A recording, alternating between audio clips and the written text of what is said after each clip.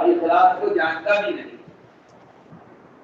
جو لوگ جانتے ہیں کہ اخلاص یہ ہے کہ آدمی کی نیت درست ہو، میں سمجھتا ہوں کہ وہ بھی اخلاص کو نہیں جانتا کہ اخلاص کی جگہ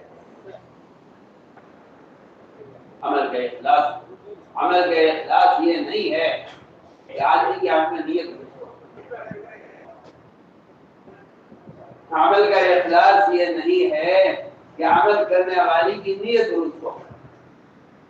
عمل کا اخلاص یہ ہے کہ اس کا عمل درست ہو. عمل کی اخلاص یہ ہے عمل تو آپ اس بات پر پوری توجہ دیں گے. عمل کا اخلاص یہ نہیں ہے کہ نیت درست ہو. عمل کے اخلاص یہ ہے کہ اس کا عمل درست ہو. اخلاص وہ تو نیت کا ہوتا ہے کہ آپ کس کے لیے کر رہے ہیں. یہ کہتا ہوں یہ بہت آسان ہے کہ آپ اپنے عمل میں اللہ کی رضا کی نیت کر لیں. یہ بہت آسان ہے، بہت ہی آسان ہے. یہ کوئی مشکل کام نہیں. آپ اپنے عمل میں اللہ کی رضا کا ارادہ کر لیں. یہ بہت آسان ہے.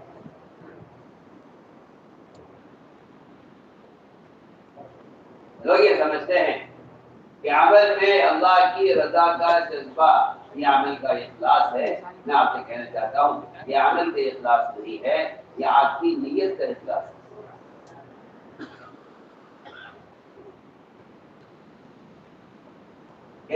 نیت کے بارے میں کہا ہے اخلاص نہیں. لوگ اخلاص عمل کو اخلاص نیت سمجھتے ہیں. یہ خیال کرتے ہیں. آپ میری بات پر بہت دھیان دیں گے. میں بہت اہم بات کرتا ہوں. میں اور آپ سب اس بات سے مطمئن ہیں اپنے عمل میں کہ میں اللہ کے لیے کر رہا ہوں. سوال یہ نہیں ہے کہ آپ اللہ کے لیے کر رہے ہیں، سوال یہ ہے کہ آپ اللہ کے لیے کیا کر رہے ہیں.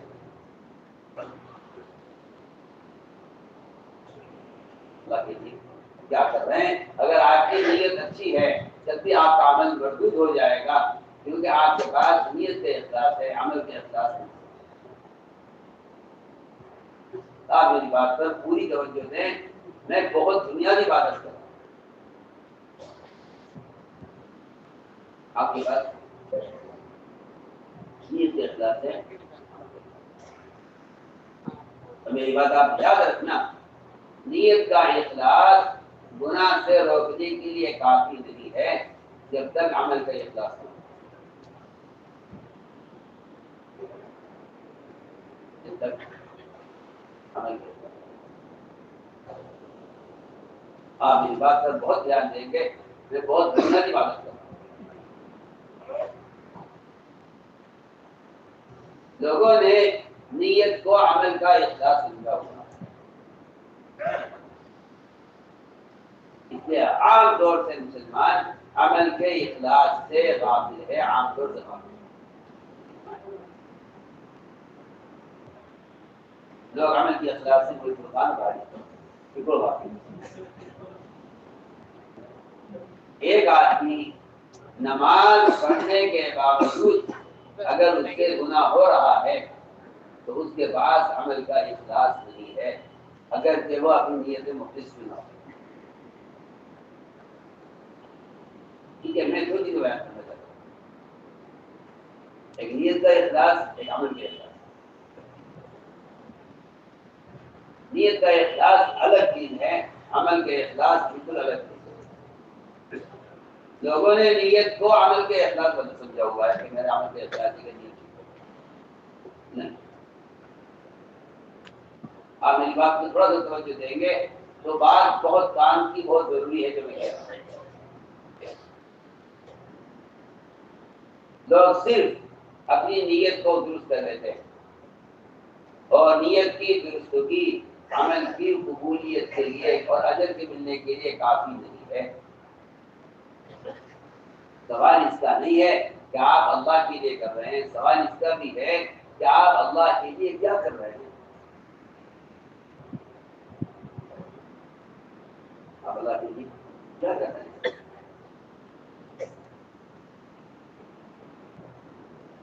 تو دو چیزیں بالکل الگ ہیں. نیت کا اخلاص دوسرا ہے عمل کا اخلاص. آپ اس کو توجہ دینے کا نیت کا اخلاص بہت آسان ہے, بہت ہی آسان ہے, کوئی بھی نہیں کام. لیکن عمل کا اخلاص ساری جتنی قیدیں ہیں احکام کی اور جو پابندی ہے طریقہ عمل کی,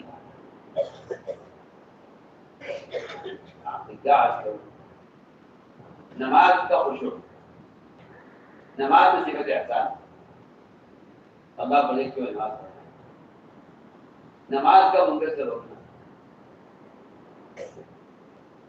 نماز کا واقعہ قابل قبول ہونا, اس ساری موجودات کا تعلق وہ نماز سے ہے. نیت کا تعلق صرف اتنا ہے کہ آپ کا ارادہ اللہ کے رضا کا ہو.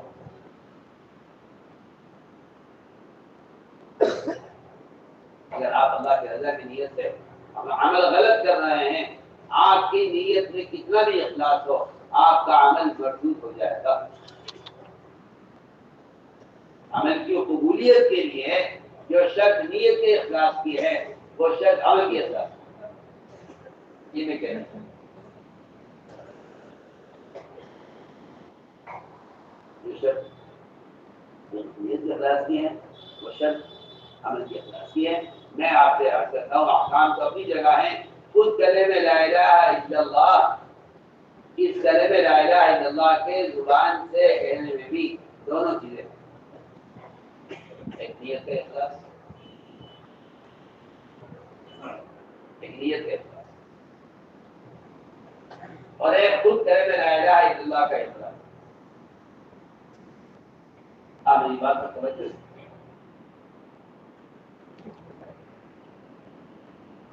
گجرات میں ایک کافی پر تلوار اٹھائی,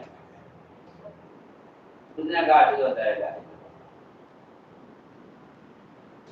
انہوں نے اس کو غلط کر دیا.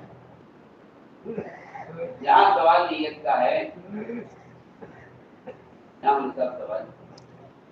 سوال نیت کا ہے کہ آپ نے کلمہ کس لیے پڑھا تھا, تلوار کے لیے پڑھا تھا یا اللہ کے لیے پڑھا. میں آپ کو اپنی بات آسان کرنے کے لیے جواب سنا رہا ہوں. آپ نے فرمایا کہ مثال تم نے اس کے ظاہر کو دیکھا, تمہیں کیا معلوم کہ اس نے یہ کلمہ اللہ کے رضا کے لیے پڑھا ہے, یہ کلمہ تلوار سے بچنے کے لیے پڑھا. تو یہ ہوا نیت کا, یہ ہوا نیت کا احساس. اگلی بات, اس کلمہ لا الہ الا اللہ کے کہنے میں اس کلمہ کے اخلاص کیا ہے؟ کلمہ کے اخلاص یہ نہیں کہ آپ کی نیت کی توبہ, کلمہ کا اخلاص یہ نہیں کہ آپ کی نیت ٹھیک ہو. کلمہ کا اخلاص جو میں کہنا چاہتا ہوں حدیث کی روشنی میں وہ یہ ہے کہ آیا یہ کلمہ لا الہ الا اللہ تمہیں حرام سے روک رہا ہے. صاحب آئے تھے, آپ نے فرمایا کہ شخص لا الہ الا اللہ اخلاص کے ساتھ کہا وہ جنت میں داخل ہو گیا. صحابی نے سوال کیا کہ جی اس کا اخلاص کیا ہے تو بتائیے. آپ نے جواب نہیں فرمایا کہ کلمہ پڑھنے والے کی نیت ٹھیک ہونی چاہیے. آپ نے اس کا اخلاص کیا ہے کہ یہ اپنے کلمہ پڑھنے والے کو حرام کرو. امام بخاری نے اس کلمہ لا الہ الا اللہ کے اور ایمان کے بات کے ساتھ یہ فرمایا ہے کہ اس کلمہ لا الہ الا اللہ کے ساتھ یہ جنت کی ایک چابی ہے اور چابی کے اندر دندانے ہوتے ہیں, کوئی چھوٹا کوئی بڑا کوئی بہت ہی چھوٹا. چابی کے دندانے چھوٹے اور بڑے ہوتے ہیں دیکھنے میں. اس طرح عقیدے, فرائض, سنن, واجبات یہ دیکھنے میں چھوٹے بڑے معلوم ہوتے ہیں, لیکن ان سب کی اہمیت اتنی برابر ہے کہ ان میں سے چابی کا ایک دندانہ اگر ٹوٹ جائے یا تھوڑا سا گرس کے چھوٹا ہو جائے تو آپ جانتے ہیں کہ اس چابی سے تالا کھلتا نہیں ہے. کہ اس کا دندانہ ایک ٹوٹ گیا ہے صرف، میں بہت آسان کر دیا، اس کا ایک دندانہ ٹوٹ گیا ہے، اس کے اگر 100 دندانے بھی ہیں ان میں ایک ٹوٹ جائے تو 99 دندانوں سے تالا کھلے گا نہیں۔ یہ تو مخلوق کے ہاتھ کے بنائے ہوئے تالوں کا یہ حال ہے۔ تو پھر آپ خود سوچ لیجیے کہ آپ ناقص دین سے اور کلمہ لا الہ الا اللہ کے سارے دندانوں کے بغیر آپ سنت کا تالا کیسے کھول دیں گے؟ اس طرح بخاری نے ایمان کے باب میں سب سے پہلے یہ روایت نقل کی ہے کہ جس طرح چاندی کے دندانے ہوتے ہیں اس طرح کلمہ لا الہ الا اللہ اس کے اپنے دندانے ہیں۔ میں آپ کو آسان بتا دیتا ہوں، آپ نے فرمایا کہ جس نے کلمہ لا الہ الا اللہ اخلاص کے ساتھ کہا وہ جنت میں داخل ہو گیا۔ صحابی نے عرض کیا اس کے اخلاص کیا ہے؟ آپ نے فرمایا کہ نہیں اچھی کو نہیں چاہیے، آپ نے فرمایا کلمہ کا اخلاص یہ ہے کہ یہ کلمہ لا الہ الا اللہ اپنے کہنے والے کو حرام سے روکے۔ اس وجہ سے معلوم ہوتا ہے صاف کہ نیت کا اخلاص الگ ہے، کلمے کا اخلاص الگ ہے، نماز کا اخلاص الگ ہے، نماز پڑھنے والی کی نیت کا اخلاص الگ ہے۔ جتنے بھی احکام ہیں معاشرے کے، معاملات کے، عبادات کے، ان سب کا حال یہی ہے کہ نیت کا اخلاص الگ، عمل کا اخلاص۔ اگر اس بات کو نہ سمجھا تو آدمی عمل غلط کرے گا اور کہے گا میری نیت ٹھیک ہے۔ میں اس کی ایک مثال آپ کو دیتا ہوں۔ ایک شخص اللہ کو راضی کرنے کے لیے سب سے چھپ کر صرف اللہ کو راضی کرنے کے لیے عید کے دن روزہ رکھے تو آپ اس کے بارے میں کیا کہیں گے؟ یہ عادت عمل مخلص ہے یا نہیں؟ کہ یہ عمل تو مخلص ہے لیکن اس کا عمل قابل قبولی نہیں ہے صرف، بلکہ اس کو اس کے عمل پر گناہ ملے گا، عمل پر گناہ ملے گا، عمل پر گناہ ملے گا، حالانکہ یہ اپنے عمل میں مخلص ہے۔ ایک آدمی اثر کے بعد اپنے پڑے اٹھ کر گئی اللہ کو راضی کرنے کے لیے، سوال اس کا ہے کہ آپ کے عمل کے اخلاص، آپ کے عمل کے اخلاص تو میں نے عرض کر دیا ایک بالکل اصولی بات کہ مسلمان اپنے عمل کے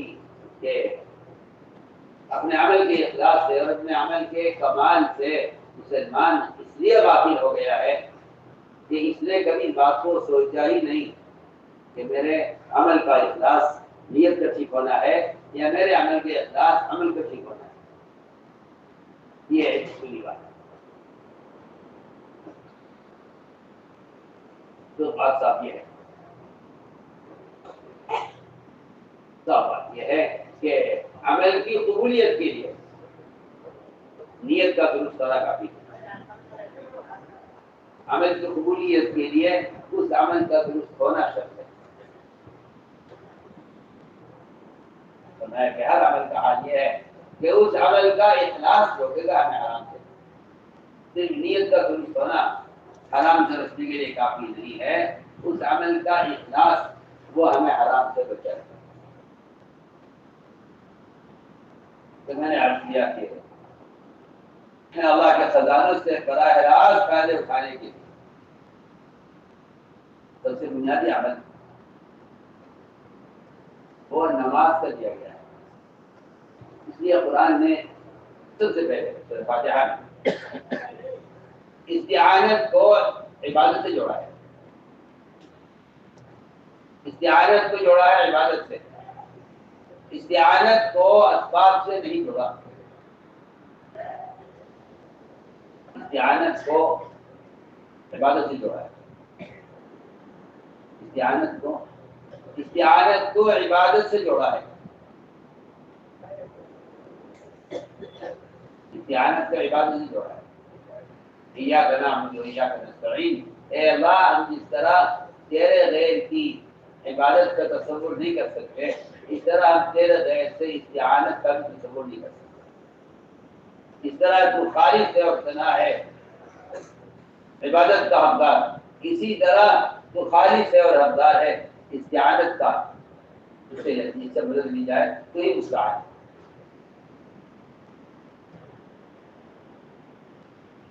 لیکن عجیب بات یہ ہے کہ اللہ تعالیٰ نے اس کا تو حکم دیا قرآن میں کہ نماز کے ذریعے مدد کرو، لیکن عجیب بات یہ ہے کہ نماز سے پہلے صبر کا حکم دیا ہے. نماز سے پہلے صبر کا حکم دیا ہے. آپ میری بات پر توجہ دیں. نماز سے پہلے صبر کا حکم ہے. نماز سے پہلے صبر کا حکم ہے. لوگ اس صبر کے بارے میں اتنے ناواقف ہیں، اتنا ناواقف ہیں صبر سے. اکثریت مسلمانوں کی اس خیال میں ہے کہ صبر برداشت کرنے کو کہتے ہیں. حالانکہ یہ بات پتہ نہیں کہ جو شخص اپنے نفس کے خلاف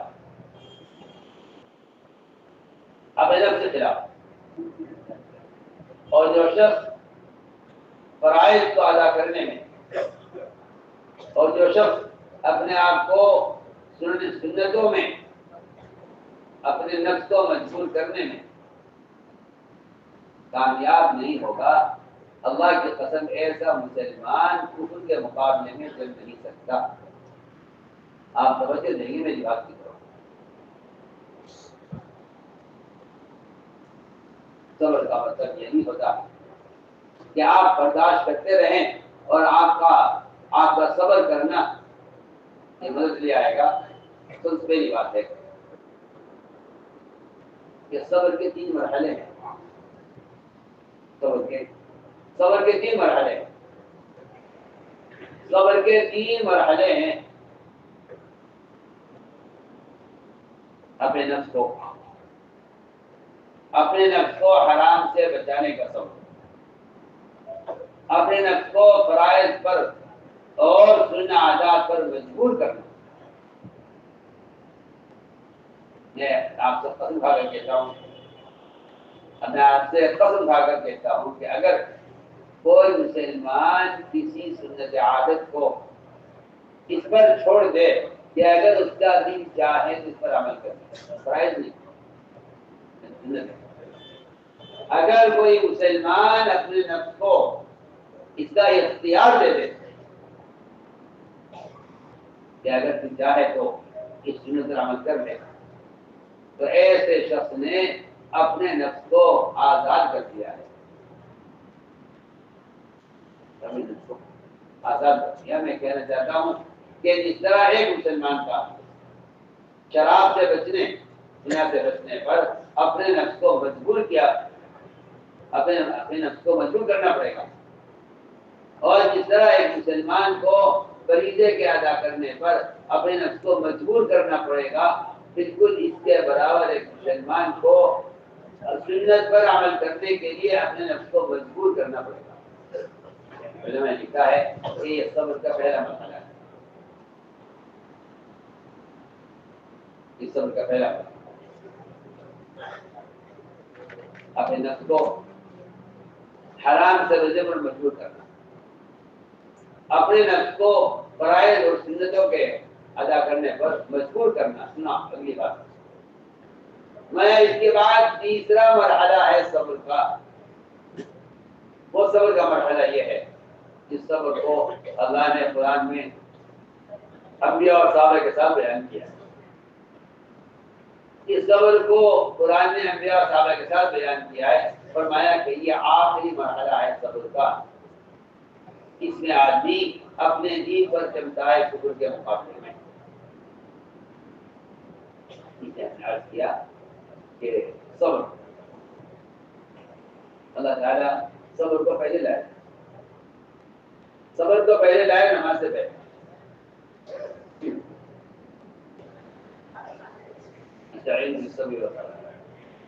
پہلے صبر پھر نماز. پہلے صبر، صبر وہ تمہاری نماز کو اس قابل بنائے گا کہ تم اللہ کی نعمت کے صبر. تو صبر کو پہلے لائے نماز سے پہلے۔ میں نے عرض کیا کہ سب سے پہلا صبر کا مرحلہ، سب سے پہلے صبر کا مطلب یہ ہے کہ آدمی اپنے نفس کو حرام سے بچائے، نفس کو حرام سے بچائے۔ نفس کو حرام سے بچانا یہ صبر کا سب سے پہلا میدان ہے، اور یہ سب سے پہلا جہاد ہے کہ آدمی اپنے نفس کو حرام سے بچائے۔ یہ آپ دیکھیں گے کہ نماز میں طہارت شرط اور مقدم ہے، نماز میں طہارت مقدم ہے، اور نماز میں عبادت کے لیے طہارت شرط ہے۔ طہارت شرط ہے، آپ جواب سے دیکھیں، طہارت شرط ہے نماز کے لیے۔ آپ کے بدن کا حدث اصغر حدث اکبر دونوں وضو کا تقاضا ہے یا غسل کا تقاضا ہے؟ اس طہارت کے بغیر آپ کی نماز درست نہیں ہوگی۔ آدمی غسل کرے گا یا وضو کرے گا، وہ جانتا ہے کہ نماز کے لیے بدن کی طہارت شرط ہے۔ ہم یہ کہنا چاہتے ہیں کہ اس طہارت کا مسلمانوں میں جو تصور ہے وہ غسل اور وضو سے زیادہ طہارت کا کوئی تصور مسلمانوں میں نہیں ہے۔ میں بہت کام کی بات آپ سے کر رہا ہوں اور انتہائی ضروری بات کر رہا ہوں۔ غسل وضو سے بڑھ کر مسلمان کے ذہن میں طہارت کا کوئی تصور نہیں ہے، کوئی تصور نہیں ہے، جبکہ میں نے آگے کرنا ہے کہ جو اہمیت عبادت کے لیے، جو اہمیت عبادت کے لیے بدن کے ظاہر کو پاک رکھنے کی ہے، اللہ کی قسم اتنی اہمیت اپنے بدن کے اندر کے حصے کو پاک رکھنے کی، آپ کے جسم کا ظاہر، آپ کی جسم کا باطن، اس کی حیثیت ایک ایسے کپڑے کی ہے جس کے دونوں جانب نجاست لگی ہوئی ہو، آپ کو دونوں طرف سے کپڑے کو صاف کرنا ہوگا۔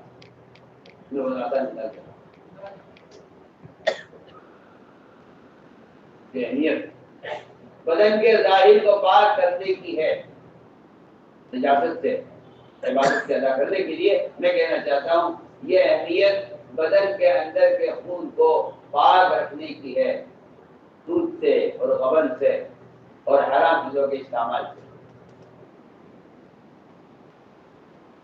لیکن مسلمان صرف ظاہری پاکی پر ہے، بدن کے اندر کے خون کو پاک رکھنے کی کوئی اہمیت اس زمانے میں نہیں ہوئی۔ جبکہ میں نے عرض کر دیا کہ آپ کا کپڑا ہے، چھوٹا کپڑا ہے، اس کپڑے پر دونوں طرف نجاست لگی ہوئی ہے، تو آپ کو دونوں طرف سے اسے صاف کرنا ہوگا۔ ہم یاد کرنا چاہتے ہیں کہ جو اہمیت غسل اور وضو کی ہے، وہی اہمیت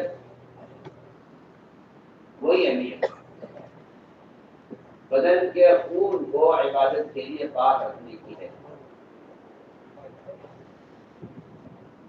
اس چیز سے لوگ آپ وہ ایک بدن کے ظاہر کو تو پاک کرنا جانتے ہیں، اور بدن کے اندر کے خون کو عبادت کے لیے پاک رکھنے کا کوئی نہ اس کی خبر ہے، نہ اس کا کوئی تقاضا ہے، نہ اس کی کوئی فکر ہے۔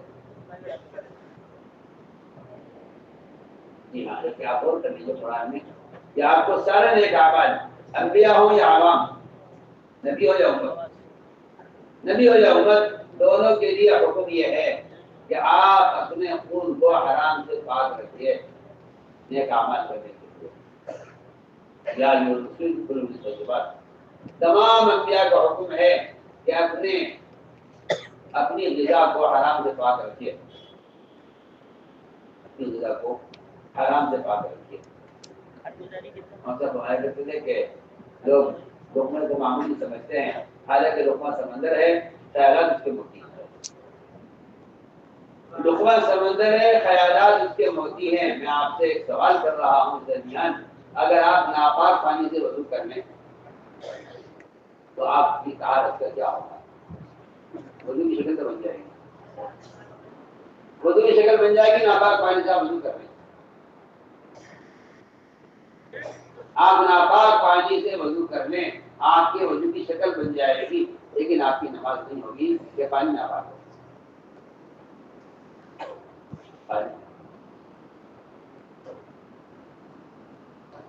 پانی کے تین اوصاف ہوتے ہیں: رنگ، بو، مزہ. شریف یہ کہتے ہیں کہ اگر یہ تین اوصاف بدل جائے پانی کے تو یہ پانی اب وضو کے قابل نہیں. سوچیے آپ، ایک سود کا لقمہ اندر کے خون کو اتنا گندلا کر دیتا ہے، اتنا گندا کر دیتا ہے کہ اب یہ بدن عبادت کے قابل نہیں ہے. آپ نہیں میری بات. انبیاء علیہ السلام کو حکم دیا گیا ہے اس کا، اور عام مسلمانوں کو بھی قرآن میں کہ اپنی غذا کو پاکیزہ رکھو. اگر تم چاہتے ہو کہ تمہارے بدن سے نیک اعمال ظاہر ہوں، یہ بات بالکل حق ہے کہ انسانی اعضاء گناہوں پر اتنا بغیر ہو جاتے ہیں. ایک شخص کہتا ہے جی میں نامحرم کو دیکھنا نہیں چاہتا، مگر میری آنکھ بالکل مجھ سے بے قابو ہے. آپ کی آنکھ مجھ سے بے قابو ہے کہ آپ کی آنکھ کی باریک رگوں میں جو حرام خون دوڑ رہا ہے وہ نامحرم کو دیکھنے پر مجبور ہے. آپ اپنی آنکھ کو نہیں روک سکتے، اس لیے کہ جب آدمی حرام لقمہ کھاتا ہے تو اس کے اعضاء گناہ کرنے میں اس سے بغاوت کر جاتے ہیں.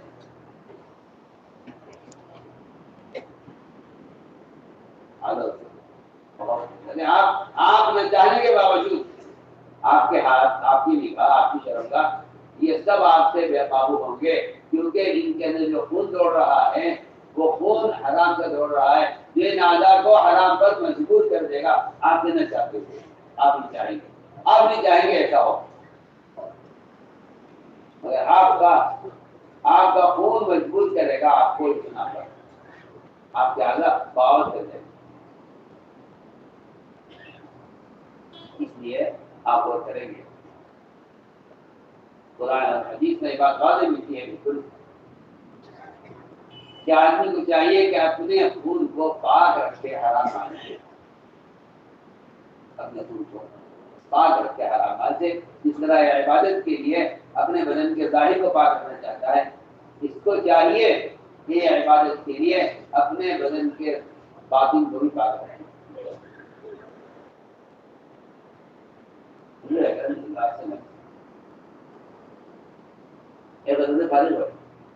میں آپ کو مشتبہ مال کی ایک مثال دیتا ہوں.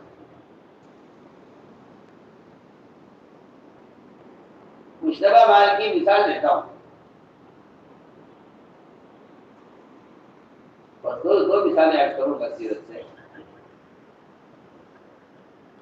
دو مثالیں ایڈ کروں گا سیرت سے اور قرآن کی بالکل صحیح آیت ہے. اس سے معلوم ہوگا کہ مشتبہ مال یا کافر کا مال، اس سے مسلمان کے عقیدے پر اور مسلمان کے فرائض پر کیا اثر ہوتا ہے. میں ساری بات اس طرح کر رہا ہوں کہ صبر یہ ہے کہ آدمی اپنے آپ کو پہلے حرام سے بچائے. اس کی مثال کر آپ کے حاصل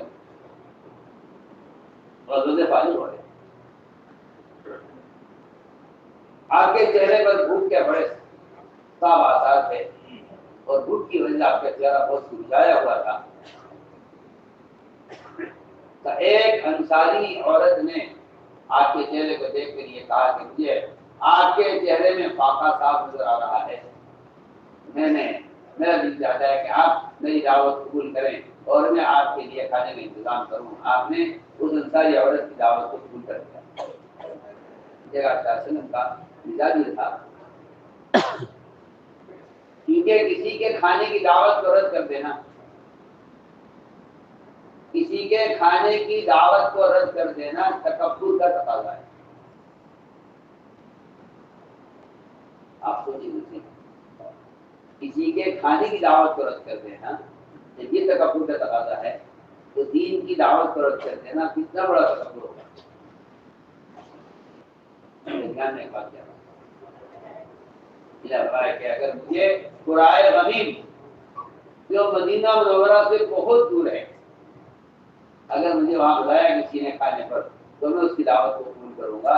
بعد نے کہا قرائے غمیم کا مطلب یہ نہیں ہے کہ وہ علاقے کی جگہ، بلکہ قرائے غمیم کہتے ہیں ایسی ہڈی جس کے اوپر سے گوشت صاف کر لیا گیا ہو. اگر کوئی میری دعوت ایسی ہڈی کی لیے بھی کرے گا کہ میں آپ کو ایک ہڈی کی دعوت دیتا ہوں تو میں اس ہڈی پر بلانے والے کی دعوت کو قبول کروں گا. اس ہڈی کے اوپر سے گوشت صاف کر لیا گیا ہو، کھانے کی چیز نہیں ہے وہ، لیکن میں اس کی دعوت کو بھی قبول کروں گا.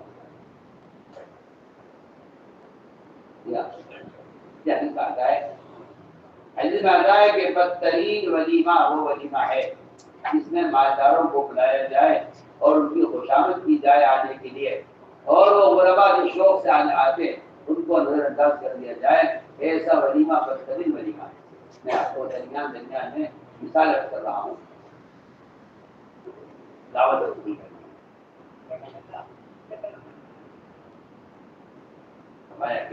بدترین دعوت کھانے کی وہ دعوت ہے جس میں مالداروں کو بلایا جائے اور وہ آنے میں نخرے کریں اور ان فقراء کو اور ان عوام کو چھوڑ دیا جائے جو شوق سے دعوت آپ کی پوری کریں.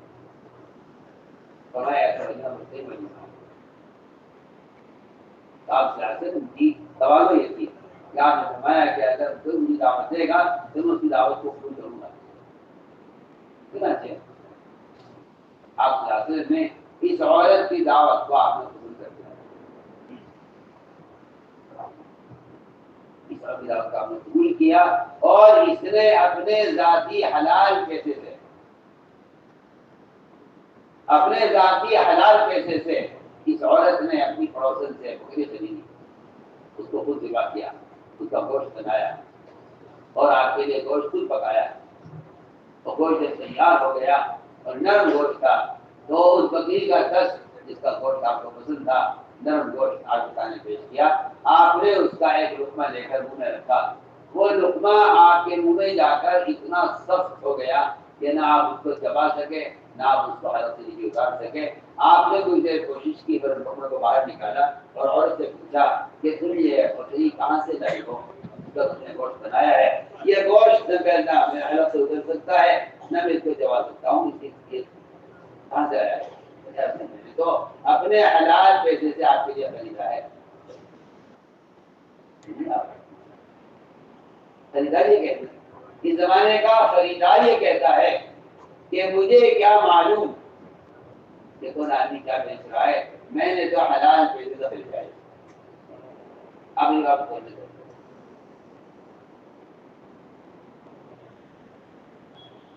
کیونکہ حلال روزی تلاش کرنا کافی نہیں ہے. قرآن کی آیت سے ایسا معلوم ہوتا ہے، قرآن کی آیت سے معلوم ہوتا ہے کہ آپ کو یہ بھی تحقیق کرنی پڑے گی کہ چیز کو بیچنے والا متقی ہے یا نہیں.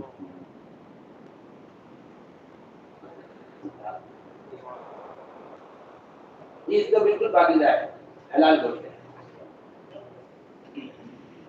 گوشت حلال ہے. سوال اس کا نہیں ہے گوشت حلال ہے، سوال اس کا ہے کہ اس گوشت کا بیچنے والا بھی متقی ہے.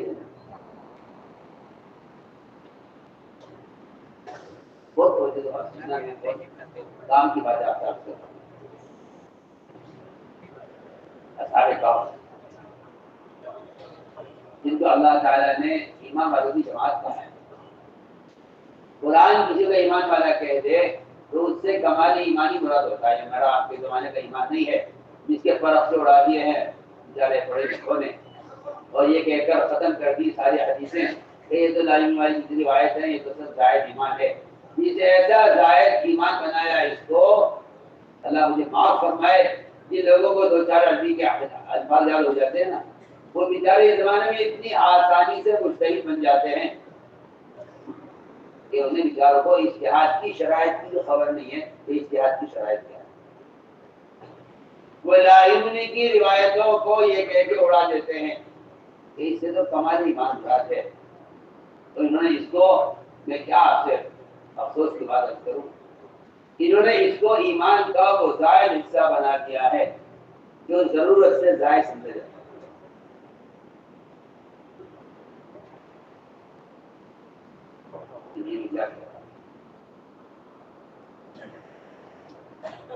یہ حقیقت یہ ہے کہ قرآن نے جہاں بھی ایمان کو کہا ہے، قرآن ہمیشہ کمال ایمان کی بات کرتا ہے. قرآن ہمیشہ کمال ایمان کی بات کرتا ہے، اور قرآن نے قیامت تک آنے والے مسلمانوں کو ایمان صحابہ کی طرف آنے کا حکم دیا ہے. یہ نہیں کہا جس زمانے میں جیسا ایمان بنتا ہو کافی ہے، ایسا نہیں. سب کے لیے ایمان صحابہ سے تمہیں عرض کر رہا تھا کہ قرآن نے ایمان کو جہاں بیان کیا ہے وہاں کمال ایمان کو بیان کیا. قرآن نے اصحاب کہف کو ایمان والوں کی جماعت کہا ہے.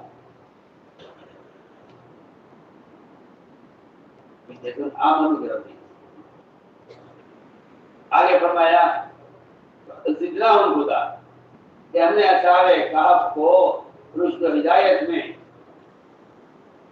اور اللہ تعالی کی معرفت میں ہم نے ان کو بہت آگے رکھا ہے. اور قرآن نے کہا کہ ہم نے ان کے دلوں کو ایسا جمع دیا ہے حق پر. اور مزید یہ ہے کہ اللہ نے اکرام بھی اتنا کیا، اللہ نے اکرام اتنا کیا ان کا کہ سورج ان کے بعد سے راستہ کاٹ کر نکلتا ہے کہ ان سونے والوں کی نیند خراب نہ ہو. جب تک وہ سوتے رہے سورج ان کے بعد سے راستہ کاٹ کر نکلتا تھا کہ سورج کی شعائیں ان کی نیند خراب نہ کرے. اور مستقل درندہ وہ ان کے دروازے پر تعینات ہے ان کی حفاظت کے لیے. اور اللہ نے رعب ڈال دیا ہے کہ اے مخاطب اگر تو وہاں سے گزرے، اگر تو وہاں چلا جائے تو پیٹ پھیر کے وہاں سے بھاگے. رعب خوف کی وجہ سے میں بات کر رہا ہوں کہ یہ سارے اللہ کی طرف سے ان کا احترام احترام کیا گیا ہے. اس سب کے باوجود وہاں یہ نہیں ہوا کہ آسمان سے اللہ تعالیٰ باہر کا کھانا اتارتے اور ان کو اللہ تعالیٰ بغیر کسی کوشش کے ان تک پہنچا دیتے ہیں. جیسا آج کل خیال لوگوں کا خیال یہ ہے کہ ایمان کا ایک ایسا بھی درجہ ہے جس میں آدمی ایمان کی وجہ سے اسباب سے فارغ ہو جاتا ہے. مجھے ایسا ایمان کا کوئی درجہ، کوئی ثبوت، کوئی دلیل کہیں ملی نہیں تلاش کرنے سے بھی کہ ایمان کا کوئی ایسا بھی درجہ ہوتا ہے جہاں پہنچ کر مومن اسباب سے فارغ ہو جاتا ہے.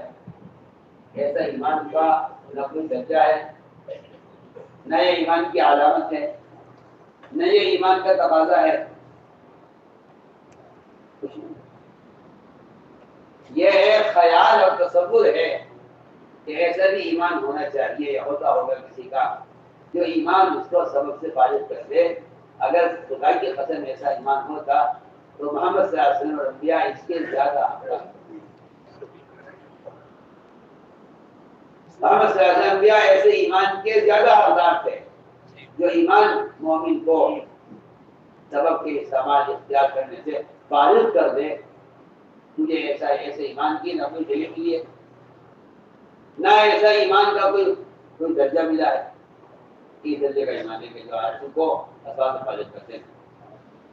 میں آپ کو بنیادی بات ہے ان سارے اللہ تعالی کی طرف سے اکرام، سورج کعبے ہے ادھر، درندہ کعبے ہے ادھر،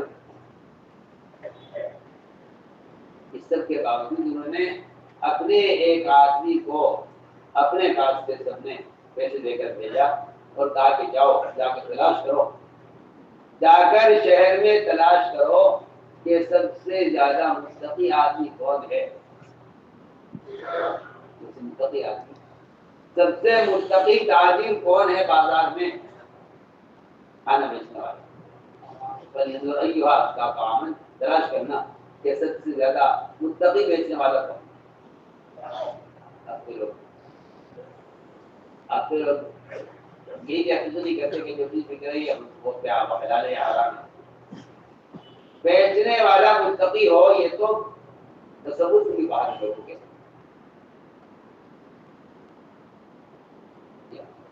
بیچنے والا اب تو اگر کافر بھی ہے تو کوئی بات نہیں ہے، ہمیں کھانے سے مطلب ہے۔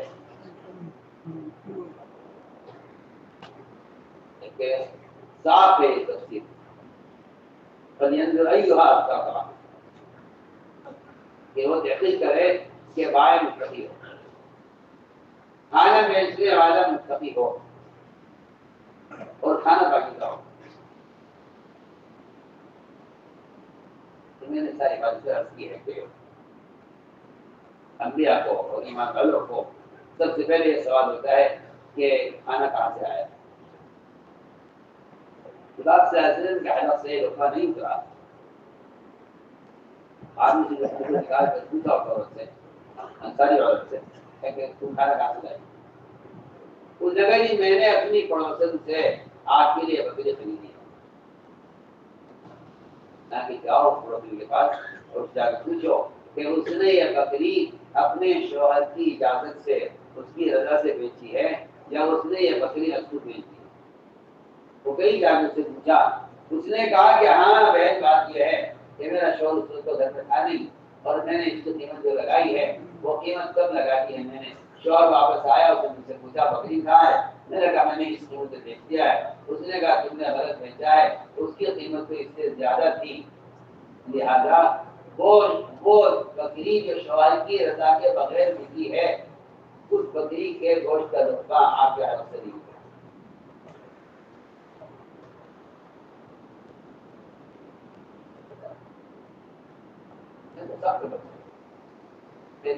کرتا ہوں، میں اللہ کی قسم کھا کر کہہ سکتا ہوں مسلمانوں سے گناہ کرانے میں شیطان کو اتنا دخل نہیں ہے جتنا حرام مذہب ہے۔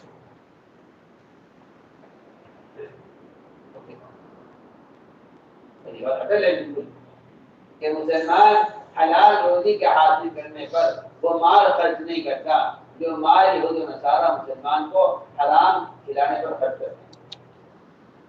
صاف کہا تھا مشرک، ایک مشرک بادشاہ نے صاف کہا کہ میں اپنا آدھا خزانہ ان صحابہ کی جماعت کو کھلا کر دیکھوں گا کہ یہ گھر میں لا الہ الا اللہ والے ہیں، یہ ساحل اور شعبہ باز ہیں جن کے کلمہ پڑھنے سے میرا بالا خانہ ہل رہا ہے، میں ان کو مال کھلا کر دیکھوں گا اور مجھے صاف معلوم ہو جائے گا کہ میرا مال ان کے اندر سے ان کو اتنا کھوکھلا کر دے گا۔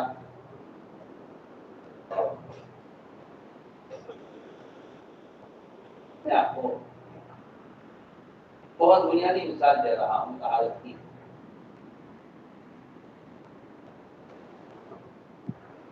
ہمیشہ یہ بات ہے، یہ کام ہمیشہ ہوا ہے ہر زمانے میں۔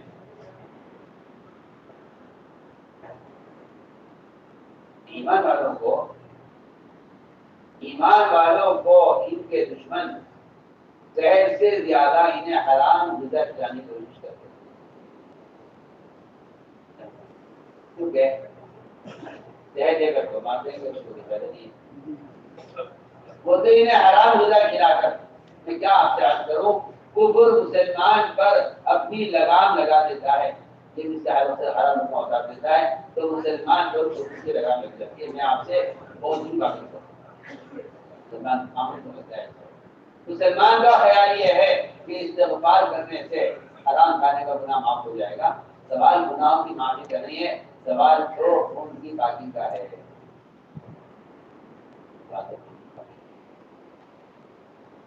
سوال ان کی پاکی کا ہے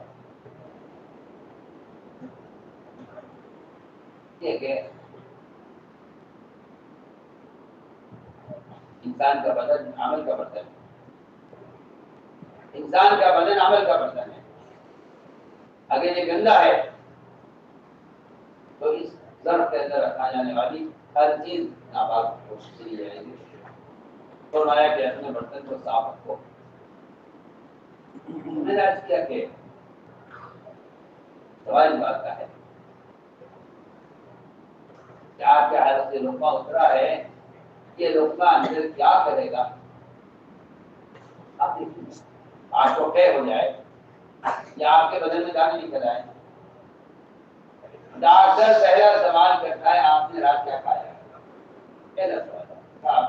آپ جس ڈاکٹر کے پاس لے جائیں، آپ کہیں کہ میرے پیٹ میں درد ہے، مجھے طے ہو رہی ہے، مجھے میرے بدن میں دانے نکل آئے، ڈاکٹر کا پہلا سوال ہوگا کہ آپ ہی بتائیے کہ رات آپ نے کیا کھایا؟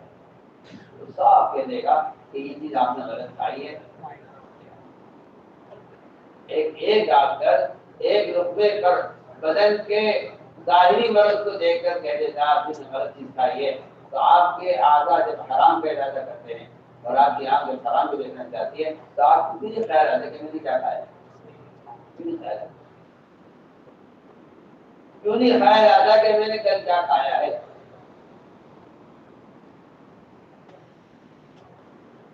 ٹھیک ہے، اصولی بات ہے.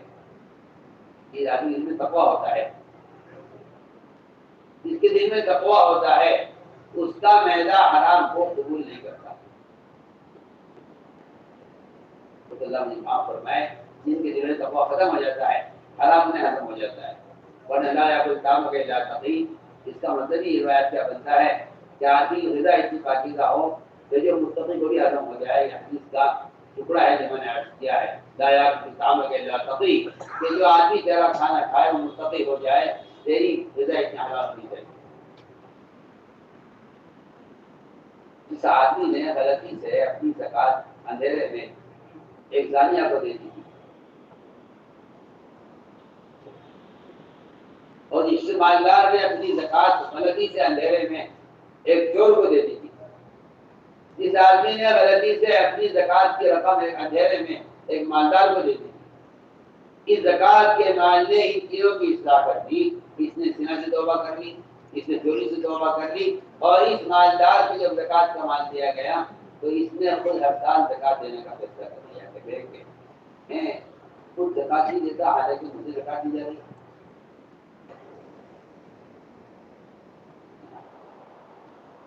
بہت اہم بات آپ سے کہ جہاں غذائیں پاکیزہ ہوتی ہیں، جہاں غذائیں پاکیزہ ہوتی ہیں، اللہ تعالیٰ ایسی غذا کو لوگوں کی ہدایت کا، تربیت کا اور تعلق نافذ کے ذریعے اپنا دیتے ہیں. میرا دل چاہتا ہے میں آپ کو واقعہ سناؤں.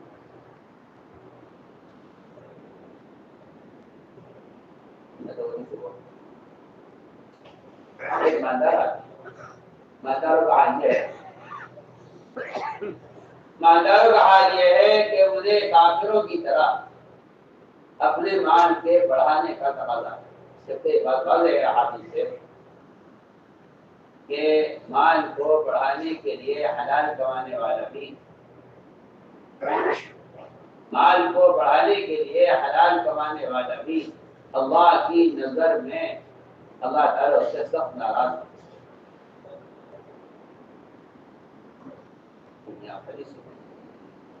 ایک شخص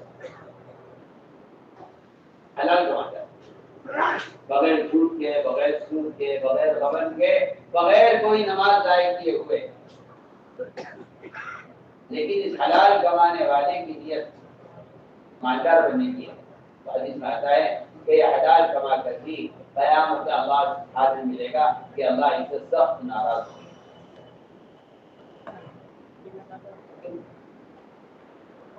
حلال کما رہا، نماز کے ساتھ کما رہا، کسی کو دھوکہ نہیں دے رہا، کسی کا حق نہیں مانگ رہا. کیا وجہ کیا ہے اللہ کی ناراضگی کی؟ ناراضگی کی وجہ یہ ہے کہ آپ کا ارادہ اس سے مالدار بننے کا ہے. مال کی کثرت کی تمنا اللہ کیا کتنی معلوم ہے کہ حلال کمانے والا بھی صحیح واجب کو غور کرنے کا کہ حلال کمانے والے سے اللہ قیامت میں ناراض ہوں گے کیونکہ اس کا ارادہ مالدار بننے کا ہے.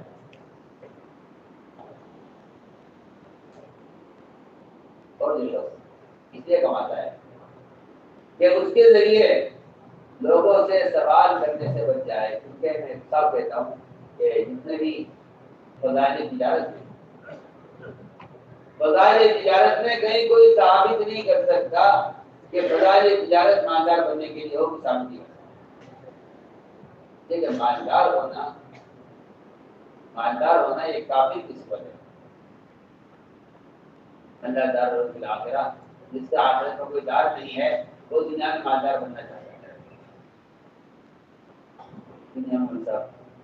وہ دنیا میں مالدار بننا چاہتا ہے. اللہ دار فی الآخرہ، جس کا آخرت میں کوئی دار نہیں ہے وہ دنیا میں مالدار بننا چاہتا ہے. فرمایا کہ ایک شخص اپنی اور اپنے گھر والوں کی ضرورت کے لیے حلال کماتا ہے. اسی حدیث کا اگلا حصہ یہ ہے کہ جو آدمی اپنے اور اپنے گھر والوں کی ضرورت کے لیے کماتا ہے تو اللہ سے اس حال میں ملے گا کہ اس کا چہرہ چاند کی طرح چمک رہا ہوگا. یہ صاف روایت ہے.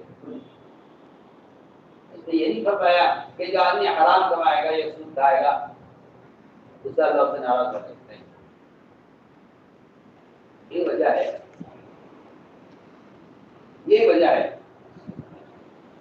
کہ ابو درداء فرماتے رضی اللہ تعالیٰ عنہ کہ مجھے یہ بات پسند نہیں ہے کہ میری دکان مسجد کا قریب اور میں روزانہ 300 اشرفیاں سونے کی نفے کی کماؤں جو بات کرنے نفع حاصل ہوا ہے. اور یہ 300 کی 300 اشرفیاں میں اللہ کے راستے میں خرچ کر دوں، اپنے اوپر ایک پیسہ بھی خرچ نہ کروں اس سے.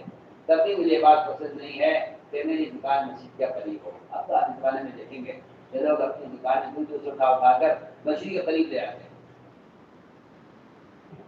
جبکہ مزیدار بات یہ ہے کہ حدیث نے فرمایا کہ اپنے گھروں کو مسجد سے دور رکھو. اپنے گھروں کو مسجد سے دور رکھو. زندگی بات ہے، بہت کام کی بات. اپنے گھروں کو مسجد سے دور رکھو. ہمارے جیسے سیدھے لوگ وہی سمجھتے ہیں کہ بھائی وہ حدیث نے فرمایا کہ گھر کو مسجد سے دور رکھو تاکہ وہاں سے تمہارے آنے کے قدم دیکھے جائیں نماز کے لیے. یہ علت ہوتی ہے. یہ تو احتساب کے لیے سبب بتایا گیا ہے. میں بہت کام کی بات آپ سے کرتا ہوں. یہ علت ہے. کثرت اقدام مسجد کی طرف زیادہ قدموں کا اٹھنا یہ گھروں کو مسجد سے دور کرنے کی علت نہیں ہے. اس لیے کہ علت کوئی اور ہوتی ہے. اس علت کی وجہ سے بات کو عمل میں لانے کے لیے اس پر اجر کا وعدہ کیا جاتا ہے. ہماری بات سمجھنا بہت مشکل ہے مگر ہمیں کہتی ہے آپ اپنا گھر مسجد سے دور رکھیں. اپنا گھر مسجد سے دور رکھیں. اس کا مقصد یہ نہیں ہے کہ وہاں سے آنے آپ کے آنے کے قدم لکھے جائیں گے. یہ مقصد نہیں. مقصد یہ تھا کہ غفلت اور ذکر کی جگہ میں فاصلہ ہونا چاہیے. سن رہے سو رہے آپ کو میری بات کی طرف بہت توجہ دینی پڑے گی. ذکر و غفلت کی جگہ کے درمیان فاصلہ ہونا چاہیے.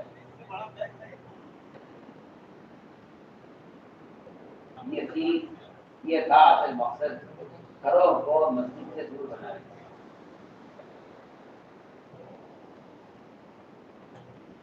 اس پر یہ اجر ملتا دیا کہ آپ کے آنے کا قدم لکھے جائیں گے. اصل مقصد یہ تھا. اصل مقصد تھا ذکر اور غفلت کے درمیان فاصلہ کرنا تاکہ گھر کی غفلت کی ضرورتیں وہ مسجد کے ذکر کے ماحول سے دور رہیں. ہم آپ بہت دنیا کی عبادت کرتے ہیں. اب آپ اندازہ کر لیجیے بازار کی غفلت اور بازار کی بے دینی اور بازار کے گندے ماحول کا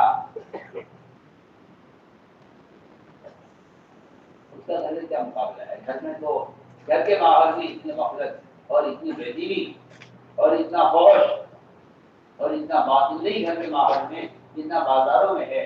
تو جب گھروں کو مسجد سے دور رکھنے کا حکم دے دیا تو بازار اور کے مسجد دور ہونے کی ہونا کتنا ضروری ہوگا. بقی سے پیچھے لے گئے تھے بازار کہاں بقی کہاں مسجد بقی. بقی کا بازار جو ہوگا بقی کا بازار جو ہوگا بقی سے پیچھے ہوگا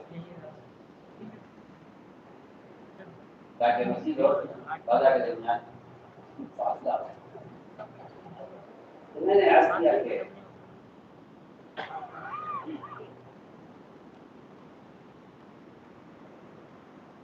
مالدار بننے کے لیے کمانا اس میں ختم کرنا. ایک آدمی بغیر سود کے بغیر جھوٹ کے بغیر غبن کے بغیر دھوکے کے بغیر نماز چھوڑے ہوئے بغیر کسی کا مارے ہوئے اگر مالدار بننے کے لیے حلال کماتا ہے تو اللہ اسے حال نہیں ملے گا. اللہ اسے سخت نوازے گا. اور اگر اس لیے کماتا ہے کہ وہ اور اس کے گھر والے وہ ان کی ضرورت پوری ہو جائے. اس لیے میں کہا کرتا ہوں کہ تجارت کے فضائل تجارت کرنے کے لیے نہیں ہے. تجارت کے فضائل سوال سے بچنے کے لیے ہیں. جس طرح لباس کے فضائل ہیں اس طرح لباس کے فضائل ہے کہ آپ ننگے نہ رہیں. ننگا رہنا حرام ہے. ننگا رہنا حرام ہے. جو لوگ پینٹ پہنتے ہیں وہ ننگے پھرتے ہیں. اس میں کوئی دو رائے نہیں. آپ جسے چاہیں آپ جھوٹی تعمیرات کریں کیونکہ آپ کو یہود و نصارہ کے طریقوں سے ایسی محبت ہو چکی ہے کہ آپ کے پاس سوائے تعمیر کرنے کے کوئی راستہ نہیں. آپ کے پاس کوئی راستہ نہیں. آپ کے پاس آپ تعمیریں کر کر کے کسی طرح حرام کو حلال کرنے کی کوشش میں لگے ہوئے ہیں.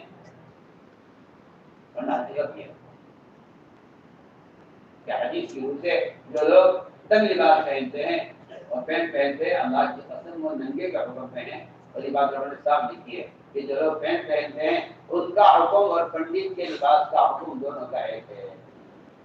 چاہے آپ افسر کے ملازم ہو چاہے آپ کسی فوج کے جو ہے افسر ہو چاہے آپ کسی پولیس کے محکمے میں ہو آپ چاہے کہیں بھی ہو. اس لیے کہ اسلام اپنے لباس کو دنیا کے قانون کے تابع نہیں کرتا ہے. دنیا کا قانون سنت کے تابع ہے. دنیا کا قانون سنت کے تابع ہے. تو بیچارے جاہل ہیں جو اللہ تعالیٰ کے سامنے کافر کے قانون کو پیش کرتے ہیں کہ اللہ کافر کا قانون یہ نہیں کرتا. ایمان والے وہ ہوتے تھے جو اللہ کے قانون کو کافر کے سامنے پیش کرتے تھے. میں آپ کے درمیان میں عرض کر رہا ہوں تو جو فضائل تجارت ہے وہ تعلیم بننے کے لیے نہیں. یہ صحیح حدیث ہے. آپ نے فرمایا کہ اللہ نے مجھے اس کی وحی نہیں کی ہے کہ میں تجارت تعلیم بن کر مانتا کروں. اللہ نے مجھے اس کی وحی نہیں کی ہے کہ میں تعلیم بن کر مانی کرتا کروں. اللہ نے اس کی وحی نہیں کی. اس لیے فضائل تجارت فضائل لباس کی طرح ہے. جس طرح ننگا رہنا حرام ہے اس طرح سوال کرنا حرام ہے. اور صرف سوال سے بچنے کے لیے تجارت کے فضائل. مالدار بننے سے فضائل تجارت کا کوئی تعلق نہیں. مالدار بننے سے تجارت کے فضائل کا کوئی تعلق نہیں ہے. اگر آپ 8 مہینے کی روٹی 4 مہینے میں کما سکتے ہیں تو آپ کے 8 مہینے پالے. آپ سے میں آپ سے کہنا چاہتا ہوں کہ لوگوں نے فضائل تجارت کو مالدار بننے کے لیے استعمال کیا ہے. حالانکہ میں آپ کر چکا ہوں کہ فضائل تجارت کے فضائل نہیں ہیں. وہ تو فضائل تجارت اپنی ضرورت کو عوام سے اس طرح چھپانے کے لیے ہے جس طرح ایک باحیا آدمی اپنے سطر کو لوگوں سے چھپاتا ہے. ایک ہی حکم ہے بالکل. جو حکم صدر چھپانے کا ہے وہ حکم حاجت کو لوگوں سے چھپانے کا ہے. لوگوں سے اپنی حاجتوں کو چھپانے کے لیے کوئی اختیار کیا جاتا ہے. یہ بتا سکتا ہوں کہ اسباب کا اختیار کرنا اسباب کا اختیار کرنا اسباب کا اختیار کرنا وہ مخلوق سے اپنی حاجت کو چھپانے کے لیے لوگ سمجھتے ہیں تجارت ہے ملازمت ہے یہ مخلوق سے فائدہ اٹھانے کے لیے نہیں اسباب کا اختیار کرنا جو ہے وہ خالق سے فائدہ اٹھانے کے لیے شاید میری بات سمجھ آ جائے اسباب کا اختیار کرنا خالق سے فائدہ اٹھانے کے لیے آپ کو بات سمجھ آئے گی نہیں اور میری جہاں نظر ہے وہاں آپ کی نظر نہیں ہے کیونکہ حدیث میں آتا ہے کہ جو مخلوق سے استغنا ظاہر کرتا ہے خالق اسے غنی کر دیتا ہے مخلوق سے خالق اس کو غنی کر دیتا ہے. میں کہتا ہوں کہ غنی ہونے کا سبب تجارت نہیں تھا غنی ہونے کا جو سبب ہے وہ مخلوق سے استغنا ظاہر کرنا ہے اور مخلوق سے استغنا ظاہر کرنے کے لیے ضرور اختیار کیا جاتا ہے. جی آپ دیکھنے والے سمجھیں گے کہ آپ تجارت کرتے ہیں آپ ملازمت کرتے ہیں یا آپ زراعت کرتے ہیں یہ اسباب اس لیے استعمال کیے جاتے ہیں تاکہ مخلوق سے استغنا ظاہر ہو. اور یہ صاف حدیث ہے کہ جو آدمی مخلوق سے استغنا کو ظاہر کرتا ہے اللہ تعالیٰ اس کو غنی کر دیتے ہیں. صحیح تو میری ساری بات کا خلاصہ یہ تھا کہ آدمی تجارت مالدار بننے کے راستے نہ کرے بلکہ تجارت مخلوق سے استغنا کے لیے کرے مخلوق سے استغنا کے لیے. ہماری ساری بات کا خلاصہ یہ تھا کہ اگر آپ کو مال بطور قرض کی ضرورت ہے تو آپ قرض مال متقی سے لیں قرض مال بھی متقی سے لیں قرض مال متقی سے لیں. اگر آپ سود کا مال یا حرام کمایا ہوا مال یا کسی کا حق مارا ہوا مال بہت کام کی بات آپ سے کرنا اگر آپ نے مشتبہ مال بطور قرض نہیں لیا تو آپ واپس کریں تو یہ مال اپنا اثر چھوڑے بغیر واپس نہیں رہے گا چاہے آپ اس کو وقت واپس کریں چاہے آپ اس کو وقت واپس کر دیں. میں آپ کو اس کی مثال عرض کرتا ہوں.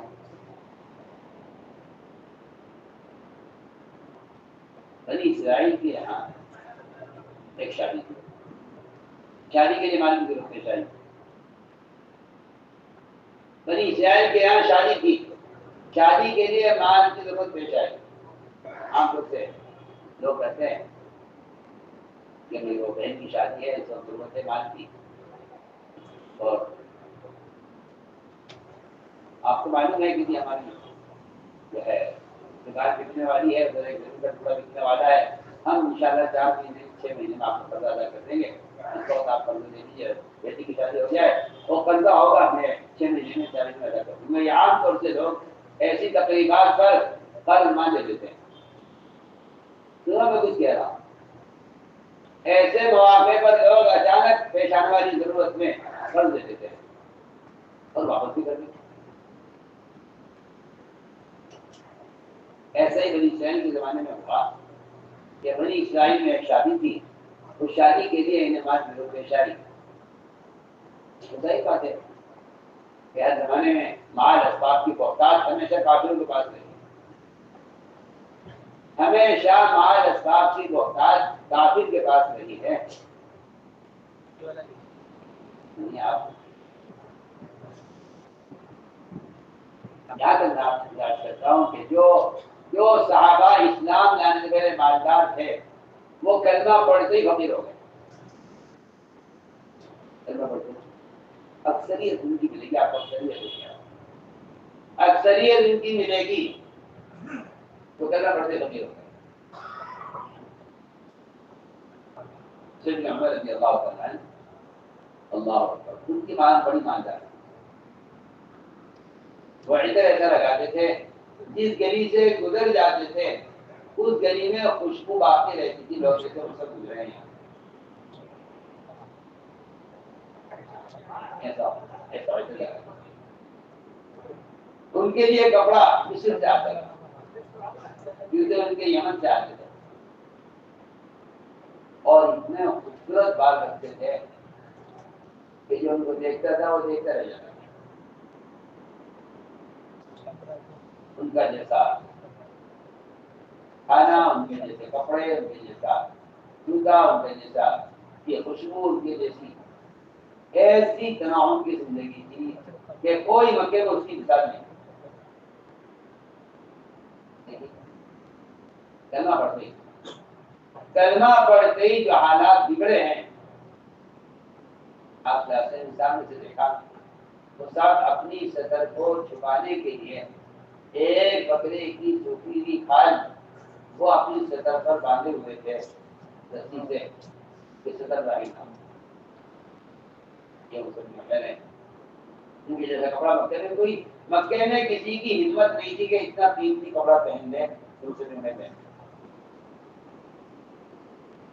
سمجھتے ہیں کہ دین آئے گا تو پھر مال آئے گا، برکتیں آئیں گی. دنیا ماں کلمہ پڑھتے ہی سارا گھاٹ گھاٹ سب ختم ہو گیا. آپ کی آنکھوں میں آنسو آگے دیکھے یہ مصعب ہے کہ جس جیسا کپڑا کوئی پہن نہیں سکتا تھا، آج مصعب اپنی صدر کو چھپانے کے لیے ایک بکری کی کھال باندھ کر آ رہے ہیں. آپ کو دیکھ کر آنکھوں میں آنسو آگے. میں نے کہ یہ ہمیشہ کا دستور رہا ہے کہ مال اسباب کی بہتات کابل کے پاس نہیں. رضی اللہ عنہ نے آپ سے اس بات کا تذکرہ کیا تھا.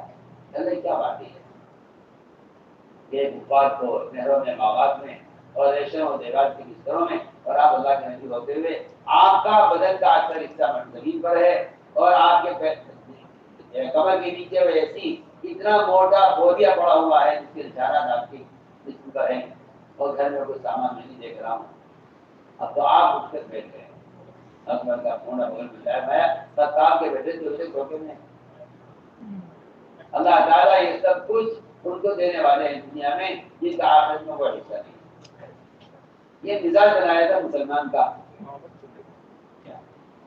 تاکہ یہ کافر کی دنیا میں نہ تمنا کرے نہ کافر کی دنیا سے متاثر ہو. لیکن اس زمانے مسلمان کو بیچارہ سب کا کہنا یہ ہے کہ واہ واہ جو چیز کو ملی ہے وہ کاش ہمیں ملتی. آج بھی مسلمان قانون کا حشر دیکھ کر بھی آج بھی مسلمان باطل کے مال کی تمنا کرتا ہے. آج بھی اور یہ بات یاد رکھنا کہ کفر کی ہدایت کی تمنا اور اس کی مالیت کی تمنا ایک مومن کے دل میں جمع نہیں ہو سکتی. کافر کی ہدایت کی تمنا اور اس کے مال کی تمنا، یہ دو تمنائیں اتنی متضاد ہیں کہ یہ ایک مومن کے دل میں جمع نہیں ہو سکتی. تو میں نے عرض کیا کہ بنی اسرائیل کے پاس مال تھا نہیں، ان کے ساتھ کوئی فقر و فاقہ و جو ہے زندگی انہوں نے کشتیوں سے مار دیا شادی کے لیے. تو کہیں ہمارا شادی ہے ہمیں کچھ سونا دیجیے. سونا نمجی ہو گئی زمانے میں، وہ سونا لیا اور شادی ہو گئی. اور خیال یہ تھا کہ شادی کے بعد یہ قرض اتار دیں گے. وہ سونا جو واپس کرنا تھا وہ ابھی واپس کیا نہیں تھا کہ اس درمیان فرعون اپنے رشتے دار بند ہو گیا. جس سے مان لیا تھا وہ ختم ہو گیا، اللہ ہلاک ہو گیا. اللہ کا عذاب آ گیا ان پر، اللہ نے ان کو ہلاک کر دیا. مگر یہ سونا رہ گیا بنی اسرائیل کے پاس. اب دیکھیے اس دیے ہوئے قرض کا کیا اثر ہوا اور اس کی نحوست کہاں تک پہنچی. سامری نے اس سونے کو جمع کیا، اس سونے کو سامری نے جمع کیا، اس سونے کو سامری نے جمع کیا اور جمع کر کے اس کا بچڑا بنایا اور بنی اسرائیل کو یہ کہہ کر پیش کیا آزا الہکم و الہ موسیٰ ونسی کہ جو بھی ہے معبود تمہارا بھی اور تمہارا مستقام بھی ہے. اکثر بنی اسرائیل اس بچڑے کی پوجا پر جمع ہو. یہ ہے وہ مال مستعار جو واپس کرنے کے لیے لیا گیا تھا. اس بار مستعار میں اس قرض مال نے اس ادار مال نے سارے بنی اسرائیل کو بچڑے کی پوجا پر جمع کر دیا. اتنا بڑا اتنی بڑی گمراہی کا سبب بنا ہے وہ مال جو مال کرسیوں سے لیا تھا واپس کرنے کی انہوں نے اختیار کیا. ایک ساری بات کا اصل مقصد یہ تھا مسلمان سب سے پہلے اپنی غذا پر غور کرے, اپنی غذا پر غور کرے, سب سے پہلے غذا پر غور کرے. میں نے عرض کیا کہ نماز سے پہلے طہارت ہے, نماز سے پہلے تو طہارت ہے. تو طہارت کا یہی مطلب ہے کہ آدمی جتنا اپنے بدن کے ظاہر کو پاک رکھے اتنا اپنے بدن کے خون کو پاک رکھے. وہ اس لیے رضی اللہ تعالیٰ کو ایک لقمہ بھوک کی شدت میں ان کو غلامی کھلا دیا, بس لاتے کھاتے رہے. تعلیم میں کہانت کی آمدنی ہے میرے قائم تھا رضی اللہ تعالیٰ نے اس لقمے کو پانی پی کر اپنے معدے کو اس طرح دھویا ہے جس طرح کوئی آدمی اپنے برتن میں دھویا کرتا ہے. میں کہتا ہوں کہ وہ کہہ نہیں کر رہے تھے صرف, بلکہ وہ اس لقمے کے اثر کو اپنے معدے میں سے دھو کر صاف کرنا چاہتے تھے. تو فرماتے تھے کہ جو لقمہ حرام آج سے تیار ہوا ہے جہنم کی آگ اس کی زیادہ حملہ ہے. میں نے عرض کیا کہ اگر باقی طہارت مکمل ہو تو پھر عبادت کا کمال ہے. اس لیے فرمایا کہ نماز کا اخلاص یہ ہے کہ نماز اپنے پڑھنے والے کو منکرات سے روک دے. اس لیے بات بالکل واضح ہے, یہ بات بالکل واضح ہے کہ مسلمان کے جس عادت سے جو بھی گناہ ہو, آنکھ سے ہو, کان سے ہو, پیر سے ہو,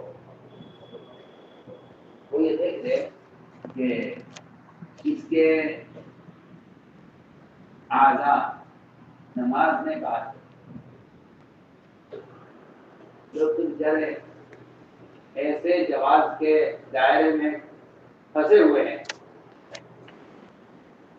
اگر آپ کسی مفتی سے پوچھیں کہ جی میں نماز میں اس طرف دیکھ لیا سامنے, میں نماز کو کیا ہو, بالکل کوئی گھبرانے کی بات نہیں ہے, تمہاری نماز بالکل ہو گئی ہے اور کوئی بھی نہیں کہہ سکتا کہ تمہاری نماز نہیں ہوئی, تمہاری نماز ہو گئی. اگر مفتی صاحب میں نے نماز میں ادھر ادھر دیکھ لیا ہے, سر نہیں گھمایا میں نے, سینہ نہیں گھمایا میں نے اپنے ملے سے, مگر میں نے نظر گھمائی ہے نماز میں نماز کی کیا ہوگا. تو یہ کہتے ہیں کوئی گھبرانے کی بات نہیں, آپ کی نماز بالکل درست ہے, آپ کی نماز صحیح ہو گئی ہے. اب تو کیا جبکہ اگر آپ بیت اللہ کے ساتھ اس طرح کھڑے ہوئے ہیں کہ آپ کے بیت اللہ کے درمیان میں بھی اتنا فاصلہ ہے کہ آپ سجدہ کر سکیں, اور آپ نماز میں آپ کی نظر بیت اللہ کو دیکھ لے تو آپ کی نماز ناقص ہوگی. آپ کی نماز ناقص ہوگی. اگر آپ نماز میں بیت اللہ کو دیکھ لیں تو آپ کی نماز ناقص ہوگی. تب میں آپ سے کہنا چاہتا ہوں آپ کی نماز تو مفتی صاحب کہتے ہیں کہ ہو جائے گی, لیکن اس نماز سے آپ کی نظر نماز سے باہر حرام سے نہ ہٹ نہیں سکے گی, اور آپ اپنی نظر کو حرام سے ہٹا نہیں سکیں گے, کیونکہ آپ نے نماز میں نظر کو نظر کی جگہ پر نہیں رکھا, اس لیے آپ کی نظر نماز سے باہر قضا کرے گا. آپ کی نظر نماز سے باہر پتا کرے گی. میں آپ سے بہت بنیادی بات کر رہا ہوں, اس طرف کوئی توجہ نہیں ہے. اس کے آدھا نماز میں پابند نہیں ہوں گے, اس کے آدھا نماز کے بعد قضا کریں گے, اور ایسے قضا کریں گے آپ سمجھیں گے تو صغیرہ ہے, حالانکہ ذرائعی آدمی کو بیٹھ کر پہنچاتے ہیں. ذرائعی آدمی کو دبائے کر میں نے مثال رکھی ہے کہ اگر آدھا نماز میں پابند نہیں ہے تو آپ کے آدھا نماز سے بعد قضا کریں. فرمایا کہ تمام اعمال میں آپ ادھر غور کریں قرآن میں، تو نماز سے بڑھ کر سارے منکرات سے روکنے والا اور کوئی عمل نہیں ہے، کیونکہ کوئی عمل معراج نہیں ہے، نماز ان کی معراج ہے۔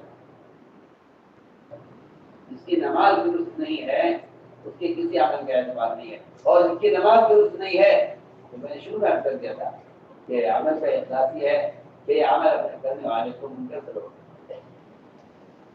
اس لیے بات واضح ہے کہ جس آدمی کی نماز اس کو گناہ سے نہیں روک رہی ہے وہ اپنی نمازوں کی کمی تلاش کرے، اس کی نماز میں کیا کریں، ورنہ یہ ناممکن بات ہے کہ کسی کی نماز کامل ہو، اس کا دین نافذ ہو، یہ ناممکن بات ہے۔ کسی کی نماز کامل ہو، اس کا دین نافذ ہو، یہ بات قرآن کی آیت کے بالکل خلاف ہے، لیکن قرآن نے صاف کہہ دیا ہے اپنی نماز کو درست کرو۔ جو نماز درست ہوگی وہ نماز منکرات سے یقینا روکے گی۔ ابن عباس فرماتے ہیں کہ جس کی نماز اس کو منکر سے نہیں روک رہی ہے، اس کی نماز اس کو اللہ سے دور کرتی رہی ہے، حالانکہ نماز اللہ کے قرب کا ذریعہ ہے۔ نماز اللہ کے قرب کا سب سے بڑا ذریعہ ہے، لیکن جس کی نماز اس کو گناہ سے نہیں روک رہی ہے۔ لوگ اپنے گناہ کا الزام یا ماحول کو دیتے ہیں کہ ماحول کی وجہ سے ہو گیا، یا اپنے گناہ کا الزام شیطان کو دیتے ہیں۔ حالانکہ آپ کو معلوم ہونا چاہیے، آپ نے دیکھا ہوگا، میں تو آسان مثال پیش کرتا ہوں، آپ نے دیکھا ہوگا سردی کے زمانے میں کوئی صاحب تو بہت ہی موٹا روئی کا جو ہے لباس پہنے ہوئے ہوں گے، اور کسی کو آپ دیکھیں گے کہ ایک بھائی کنگن کا کپڑا پہنے دے رہا ہے، ہاں چلتی صاحب ڈاکٹر یہ کہتا ہے کہ آپ اپنے اندر کے اعتبار سے بہت کمزور ہیں، آپ کو سردی بڑے بہت احتیاط کرنی ہے۔ ایک آدمی کے بارے میں کہتے ہیں آپ اندر کے اعتبار سے مضبوط ہیں، آپ کو زیادہ احتیاطی کی ضرورت نہیں ہے۔ بہت سے لوگ آپ دیکھیں گے کہ سب سردی میں وہ ایک کپڑے میں پھر رہے ہوں گے، بہت سے لوگ آپ دیکھیں گے ہلکی سردی میں، یہ باہر کا موسم اثر نہیں ہے، اثر آپ کے اندر کی کمزوری ہے۔ جو آدمی اپنے اندر کے اعتبار سے کمزور ہوتا ہے عبادات میں، وہ باہر کے منکرات کے موسم سے، منکرات کے ماحول سے اثر زیادہ لے لیتا ہے۔ جو آدمی اندر کے اعتبار سے مضبوط ہوتا ہے اسے باہر کے منکرات کا ماحول متاثر نہیں کرتا۔ آسان بات ہے، اس لیے فرمایا کہ نماز سے بڑھ کر کوئی اور سبب منکر سے روکنے والا بھی نہیں ہے، اور اگر آدمی نماز کو بگاڑ لے تو اس سے بڑا سبب اللہ سے دور کرنے کا، اور اس سے بڑا سبب اللہ کو گناہوں میں مبتلا کرنے کا، اس سے بڑا کوئی سبب نہیں۔ اس لیے فرمایا کہ اپنی نمازوں میں کمال پیدا کرو،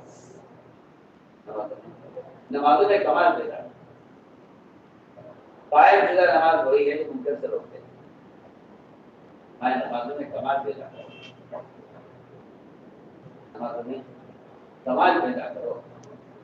حدیث میں آتا ہے کہ جو شخص رکوع سے اٹھنے کے بعد اپنی کمر کو سیدھا نہیں رکھتا، اللہ اس کی نماز کی طرف نظر اٹھا کر نہیں دیکھتا۔ اب تو لوگوں کو پڑھنے کی دعا معلوم نہیں ہے کہ پڑھنے کی دعا کیا ہے۔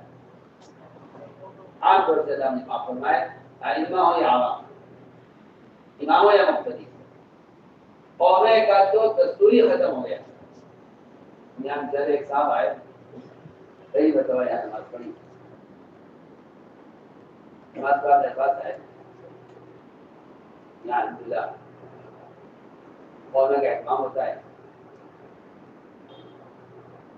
تو کہنے لگے کہ یہاں عجیب طرح کی نماز ہوتی ہے۔ میں نے کہا عجیب طرح کی نماز نہیں ہوتی، آپ غلط نماز کے اتنے عادی ہو چکے ہیں کہ آپ کو صحیح نماز غلط لگ رہی ہے۔ آپ غلط نماز کی اتنے عادی ہو چکے ہیں کہ آپ کو صحیح نماز غلط لگ رہی ہے۔ جی ہاں، تو اتنی غلط بات کرتے ہیں، کہتے ہیں ہاں ہونی تو ایسی چاہیے مگر ایسی سے جائے گی نہیں۔ اللہ تعدیل ارکان کو شفافے نے جو فرض کر دیا ہے، میں سمجھتا ہوں کہ یہ وہ جانتے تھے کہ مستقبل میں کیا ہونے والا ہے، مستقبل میں کیا ہونے والا ہے۔ اس لیے جو آدمی اپنے بدن کو لمبی نوافل کا عادی نہیں بنائے گا، اس کے فرائض اس قابل ہوں گے نہیں کہ اللہ کے یہاں قبول ہو جائیں، یا اس کے فرائض اس قابل نہیں ہوں گے کہ اردو منتصر ہو جائے۔ اگر نوافل سے آپ فرائض کی تکمیل نہیں کرتے، میں نے عرض کیا کہ نماز کے ظاہر کو درست کرو، نماز کے ظاہر کو درست کرو، ورنہ یہ نماز میلے کپڑے کی شکل میں نمازی کو بچے کے ماری جاتی ہے، نمازی کے اوپر دے کر ماری جاتی ہے گندے کپڑے کی شکل میں۔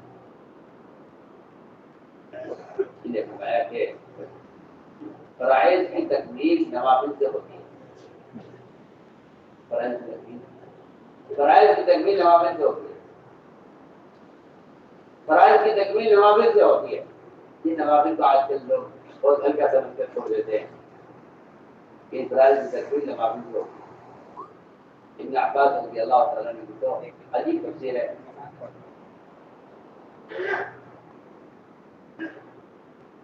حافظوا علی الصلوات والصلاۃ الوسطیٰ، سب کا کہنا یہ ہے کہ ابھی عصر کی نماز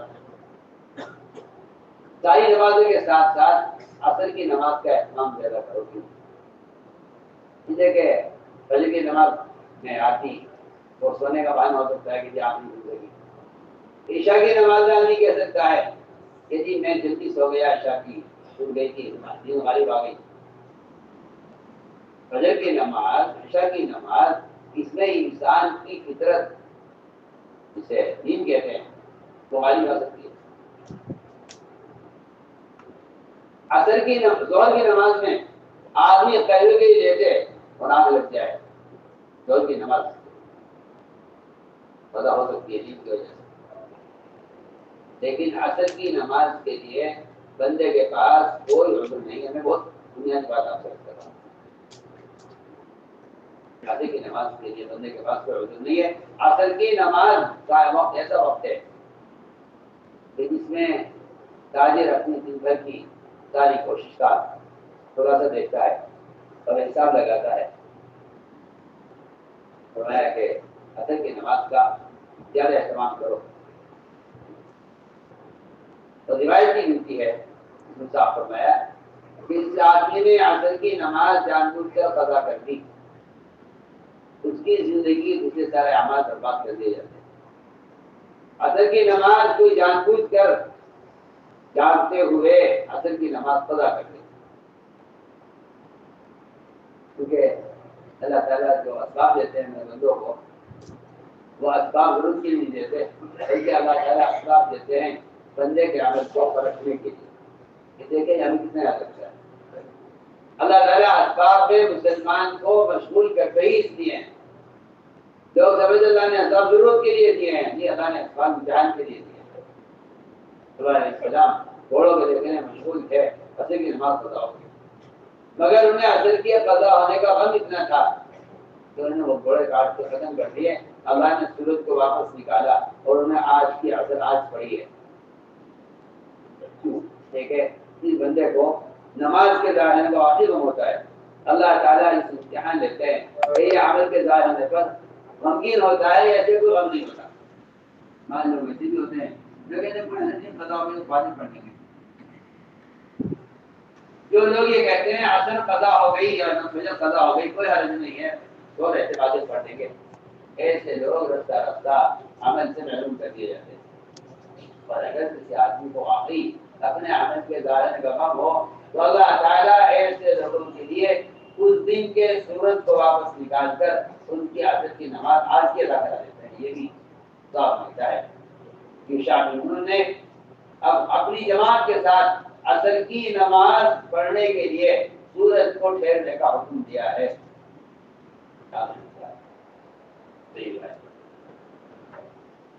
اللہ نے عصر پڑھنی ہے، جب تک ہم دشمن سے قتال سے فارغ نہ ہو جائیں اس وقت تک سورج ہمارا انتظار کرے.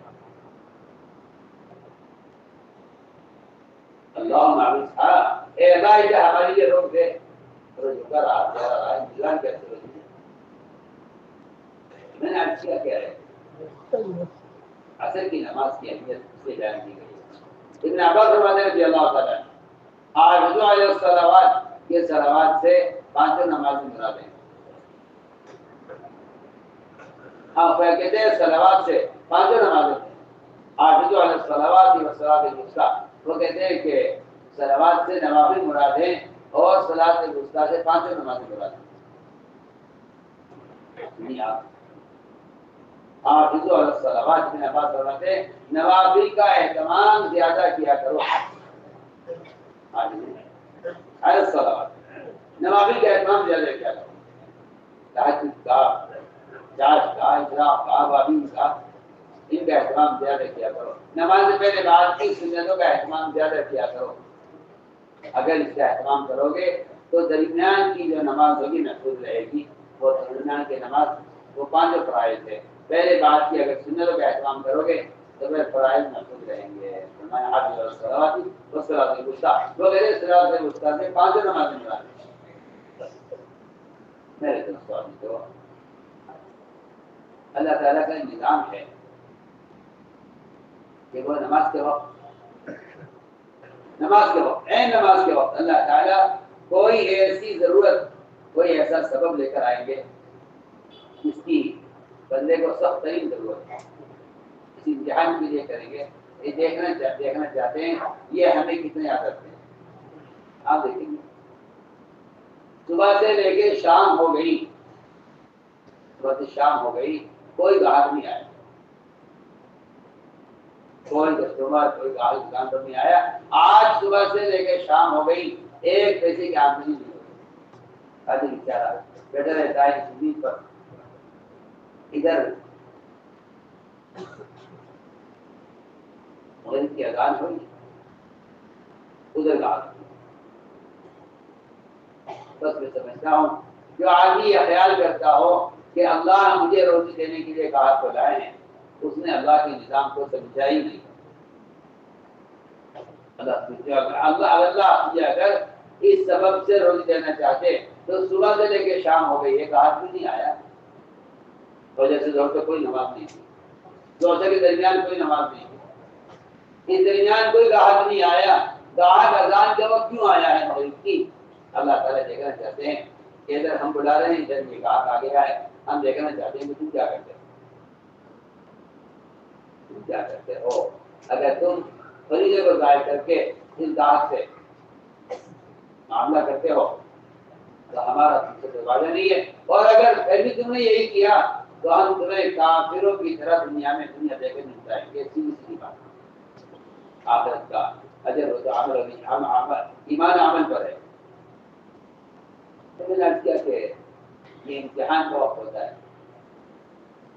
یہ امتحان کا وقت ہوتا ہے. عام طور سے لوگ یہ کہتے ہیں کہ اگر ایسے موقع پر گاہک آ جاتا ہے تو لوگ کہتے ہیں کہ جماعت سے نماز پڑھنا کوئی فرض تو ہے نہیں. فرض کریں سمجھتے ہیں کہ اذان یا نماز کے اوقات بتانے کی نہیں ہو رہی ہے، کیونکہ نماز کے اوقات تو اذان کے شروع ہونے سے بہت پہلے بتا دیے گئے تھے. نماز اپنے اوقات پر ہوتی رہتی تھی اذان آنے سے پہلے بھی. سمجھتے کہ اذان تو عدالت کا ضمن ہے. اذان عدالت کا ضمن ہے.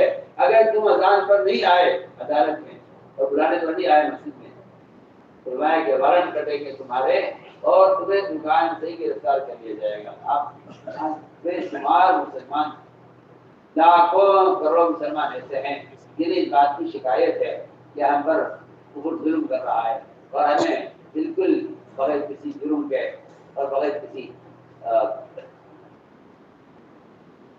گناہ کے ہمیں پکڑا گیا ہے. ہم پر ظلم ہو رہا ہے اور ہمیں بغیر کسی جرم کا پکڑا گیا ہے. عجیب بات یہ ہے کہ آدمی اللہ تعالیٰ کا حق مان لیتا ہے اور جب اللہ تعالیٰ تنبیہ کے لیے پکڑ لاتے ہیں تو یہ اپنے جرائم کو بھلا کر اپنے آپ کو مظلوم کہتا ہے. کوئی بھی دوسرا یہ تو مظلوم ایسا تو جاتی ہو. فرمایا کہ جب دنوں کے ناگوار بات پیش آئے، جس دنوں کے ناگوار بات پیش آئے تو تم یاد کرنا کہ تم سے قریب میں تو گناہ ہوا ہے. تو میں نے یاد کیا کہ اللہ تعالیٰ عمل کا امتحان لینے کے لیے عمل کے وقت آپ دیکھیں گے کہ اذان شروع ہوگی، ادھر گاہک آ جائے گا. ایک دکان پر گاہک آیا اور اس نے اتنے آرڈر کیے اور اتنے آرڈر کیے کہ یہ کافی خوش ہو گیا کہ اس نے تو آج میرے دن بھر کی تکان اتار دی ہے. آج صبح سے لے کے شام تک بھی کبھی اتنی آمدنی نہیں ہوئی جتنی اس وقت اس نے مجھے آرڈر کر دیے ہیں. جس نے نماز کو ضائع کیا گاہک کے لیے آپ دیکھیں گے اللہ کی قسم میں عرض کر رہا ہوں کہ بعض مرتبہ سارا کپڑا کھلوا کر دیکھ کر سب کچھ کرنے کے بعد اچانک اللہ تعالیٰ اس کے دل کو اس زمان سے پھینک دیتے ہیں اور یہ گاہک یہ کہتا ہے نہیں جی میرے کو سمجھ نہیں آ رہا ہے. بیٹھے بیٹھے بالکل اچانک تم نے نماز کو ضائع کیا ہے گاہک کے لیے. ہم گاہک کے دل بات مانتے ایسا کریں گے. آپ دیکھتے ہوں گے بعض مرتبہ کوئی آدمی اگر آگے آرڈر کرتا ہے دکان پر تو دکاندار کہتا ہے کہ صاحب کے لیے چائے لاؤ. اسے امید ہوتی ہے کہ جو آدمی اتنا مال لے رہا ہے اس کے لیے ایک چائے کا خرچہ کوئی بڑی بات نہیں ہے. مگر یہ وہ تاجر جو گاہک کا دکان پر اکرام کرتا ہے اس نے نماز کو ضائع کیا ہے. اللہ تعالیٰ اس کے نماز کو ضائع کرنے پر اس کے گاہک کے دل کو ایسا پھیرتے ہیں کہ یہ تاجر گاہک کو گالیاں دیتے ہیں کہ خرید پہ کچھ نہیں ہے وہ ضائع کرتے ہیں یہ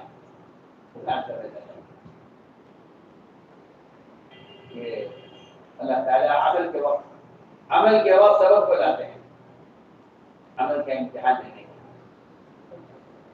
اس لیے بتایا کہ اسباب میں اعمال کا امتحان ہے. اسباب میں اعمال کا امتحان ہے. اللہ تعالیٰ اچانک سبب لے آتے ہیں دیکھنے کے لیے کہ اس وقت موسیٰ کا بیان پڑھ رہا تھا. بیان میں ہے کہ اللہ تعالیٰ تیرے عمل کے امتحان اس طرح نہیں لے گی کہ تو نماز کا بڑا پابند ہے. اللہ تعالیٰ مسلمانوں کو اعمال میں سہولت دے دیں. اللہ مسلمان کو اعمال میں سہولت دیتے ہیں. یہ کوئی عمل کا امتحان نہیں. عمل کا امتحان یہ ہے کہ ہم عمل میں رکاوٹ پیدا کریں گے دیکھنے کے لیے کہ تم اس عمل کی کیا کوشش کرتے ہو. میں ایک آدمی ہے نماز کا پابند ہے، اذان ہوتے ہی دکان چھوڑ کر مسجد آ جاتا ہے. ہمارے بیان میں کہ یہ نماز کے لیے آیا مسجد کے دروازے پر تھا. اچانک مجھے کسی نے آ کر کہا کہ بڑا وزیر آپ کے گھر پر آ گئے ہیں، آپ کو طلب کر. تو میں کہ اگر یہ اس وزیر کے کہنے پر نماز کو نہ قضا کرے لیکن صرف جماعت کی نماز پڑھے سنیے کی بات کہہ رہے نماز کو نہ قضا نہیں کرے گا لیکن وزیر کے بلانے پر اگر اس نے جماعت کی نماز چھوڑ دی تو سمجھ لے کہ اس نے اللہ کے مقابلے میں وزیر کی بادشاہت کو تسلیم کیا ہے.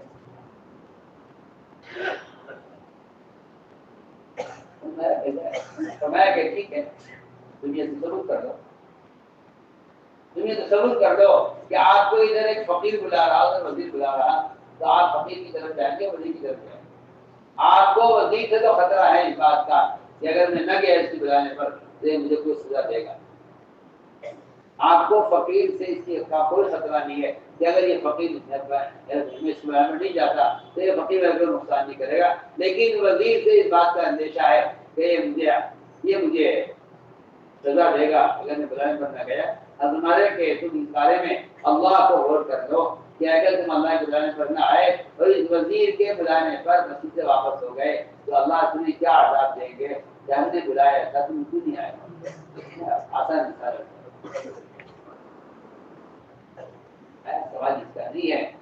نماز قضا نہیں ہوئی. سوال اٹھتا ہے کہ آپ کو مسجد میں بلایا تھا, آپ کیوں نہیں آئے؟ ہماری ساری بات ہے کہ نماز میں قرآن پیدا کرو. سارے دین کا مدار اس نماز پر ہے. ساری کا مدار اس نماز پر ہے. سارے دین کا مدار اس نماز پر ہے. اس طرح سارے دین کا احکام کا مدار ایمان پر ہے, اس طرح سارے دین کا مدار نماز پر ہے. سارے منکرات سے روکنے والی بھی یہی ہے, سارے معروفات کی اصطلاح پیدا کرنے والی بھی واحد صفت واحد عبادت یہ نماز ہے.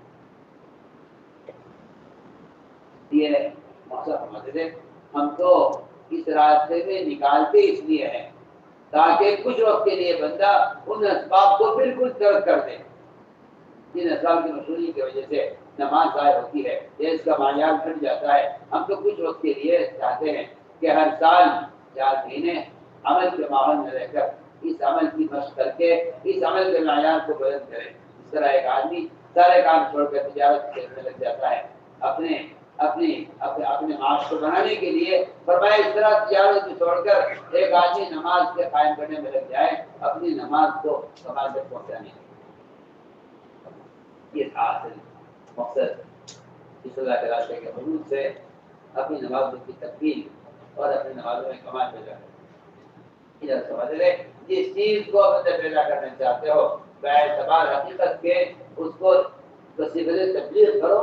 فصل کھا کر آپ سے کہتا ہوں وسیلہ تبلیغ کہتے ہی اس کو ہیں کہ آپ کی دعوت میں اور آپ کے عمل میں صحابہ اور انصار کا طریقہ ہے. یہ کہ رواجی راستے رواجی طریق ہے اس سے تو دعوت کا فریضہ ادا ہوتا نہیں ہے چاہے وہ طریقے جائز ہی کیوں نہ ہو. یہ مسلمان کے عمل کی پختگی مسلمان کے عمل کی پختگی اور اس کے دین کا کمال وہ قرآن اور حدیث میں اصل دعوت کے ساتھ جوڑ دیا گیا ہے. دعوت کے ساتھ جوڑ دیا گیا ہے. ایمان کی تکمیل بھی دعوت کے بغیر ممکن نہیں ہے اور اعمال کی تکمیل بھی دعوت کے بغیر ممکن نہیں ہے. اس لیے میں دوستوں آدمی کا عمل ضائع ہوتا ہے جہاں وہ سبب کے مقابلے میں ناکام ہو جاتا ہے وہاں عمل ضائع ہوتا ہے. اس نے فرمایا کہ اپنے ایمان اور عمل کی تکمیل کے لیے دعوت دی گئی ہے. اور ہم نے صاف کہہ دیا کہ اس سے زیادہ پختہ عمل اور زیادہ اچھا عمل ہو بھی سکتا ہے کتاب کے بعد اس کو جواب ہے. اس لیے نفع کے تجری امت کو اللہ کے فرائض پر جمع کرنا ہے. اس لیے کہ اجتماعی عمل کا ماحول ہی وہ ماحول ہے جس سے آدمی دین پر قائم رہ سکتا ہے اور اس کے ذریعے آدمی فتنوں سے بچ سکتا ہے. صاف روایت ہے اگر فتنوں سے بچنا چاہتے ہو تو نجات کے 3 اسباب بتائے گئے ہیں. ایک عموم میں رہنا اجتماعی کے ساتھ رہنا اور خدا سے فرمایا کہ جو آدمی جتنا مسجد میں زیادہ رہے گا انتظام کا مطلب یہی ہے پوری فکر سے محفوظ رہے گا. اصل مقصد بھی یہی تھا کہ آدمی زیادہ سے زیادہ عمل کے ماحول میں رہے. اس لیے ہر جگہ اس کا ماحول قائم کرنا اس کے ذاتی فرائض کو ضائع کر دیتا ہے. اس کے کفر کے اسلام کی وہ ساری رکاوٹیں ختم ہو جاتی ہیں جو رکاوٹیں کفر سے روکنے والی ہوتی ہیں. نماز کے بڑی جگہ ضائع کرنا ان ساری رکاوٹوں کو ہٹا دیتا ہے. مسلمان میں ابتداء خدا کی قسم ہے اسی لیے تو آپ کو بڑی بات سے شکایت ہوتی ہے. میں تو صاف طور پہ کہتا ہوں کہ جو مسلمان اپنی ذات سے انفرادی اعمال کر رہے ہیں اور اس بات کو یاد رکھیں کہ ارتداد کے بڑھنے کا سبب انفرادی اعمال میں لگے رہنا ہے. میں تو بے تکلف ہوئی بات کہتا ہوں, آپ کو بری لگے اچھی لگے, آپ کو اتفاق ہو اختلاف ہو, مجھے اس کی کوئی پرواہ نہیں ہے. الحمدللہ میں بے تکلف کہہ رہا ہوں, قرآن کی روشنی میں عرض کر رہا ہوں. جو لوگ اپنی ذات سے عمل کرنے کو کافی سمجھتے ہیں وہ یہ بات یاد رکھیں کہ ارتداد کا اصل سبب یہی آپ کو اچھا لگے گا. اگر آپ دعوت کے بھیجے کو چھوڑے ہوئے ہیں تو ارتداد کو روکنے کا خدا کی قسم کوئی پمفلیٹ, کوئی ذریعہ, کوئی سبق, کوئی رسالہ, کوئی اخبار کسی نبی کا کسی صحابی کا طریقہ نہیں ہے کہ آپ ارتداد کو ان رسائل سے اخبارات سے روک دیں. جتنی چاہے آپ پمفلیٹ چھاپیں, جتنی چاہے آپ نشر و اشاعت کر لیں. آپ کی نشر و اشاعت کہیں اس کا آپ ثبوت نہیں پیش کر سکتے کہ نشر و اشاعت سے کبھی روکا گیا ہو. سارے فرائض کی بات کر رہے ہو, صرف زکات کے فریضے سے ایک قبیلے نے انکار کیا تھا، ابو بکر رضی اللہ عنہ نے کوئی فرمان لکھ کر نہیں بھیجا مدینے سے کہ زکات ادا کرو، ہمارا حکم ہے، میں کہ مدینے کو خالی کروں گا ان کو زکات ادا نہیں۔ سارا مدینہ نہیں، سارے مسلمان نہیں، ایک قبیلہ چند لوگ انہوں نے کہا ہم نماز پڑھیں گے، روزہ رکھیں گے، حج کریں گے، جہاد کریں گے، سارے ہم اصل زکات نہیں دیں گے، یہ زکات دیں گے امیر کو نہیں دیں گے، یہ زکات دیں گے پوری نہیں دیں گے، یہ زکات دیں گے پھیر کر دیں گے۔ فرمایا کہ کوئی بھی بات ہم برداشت نہیں کریں گے، ہم مدینے کو خالی کریں گے ان کو زکات بچانے کے لیے۔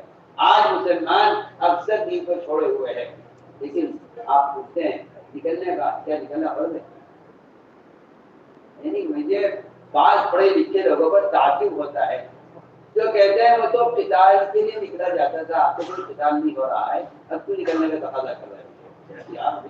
مجھے ایسے لوگوں کی رائے پر ان کی جہالت پر تعجب ہوتا ہے، حالانکہ وہ اپنے آپ کو پڑھا لکھا کہتے ہیں۔ صاف صاف بات ہے، آپ کو شکایت تو آپ جانیں، یہ تو جو باتیں ہو جاتی ہیں۔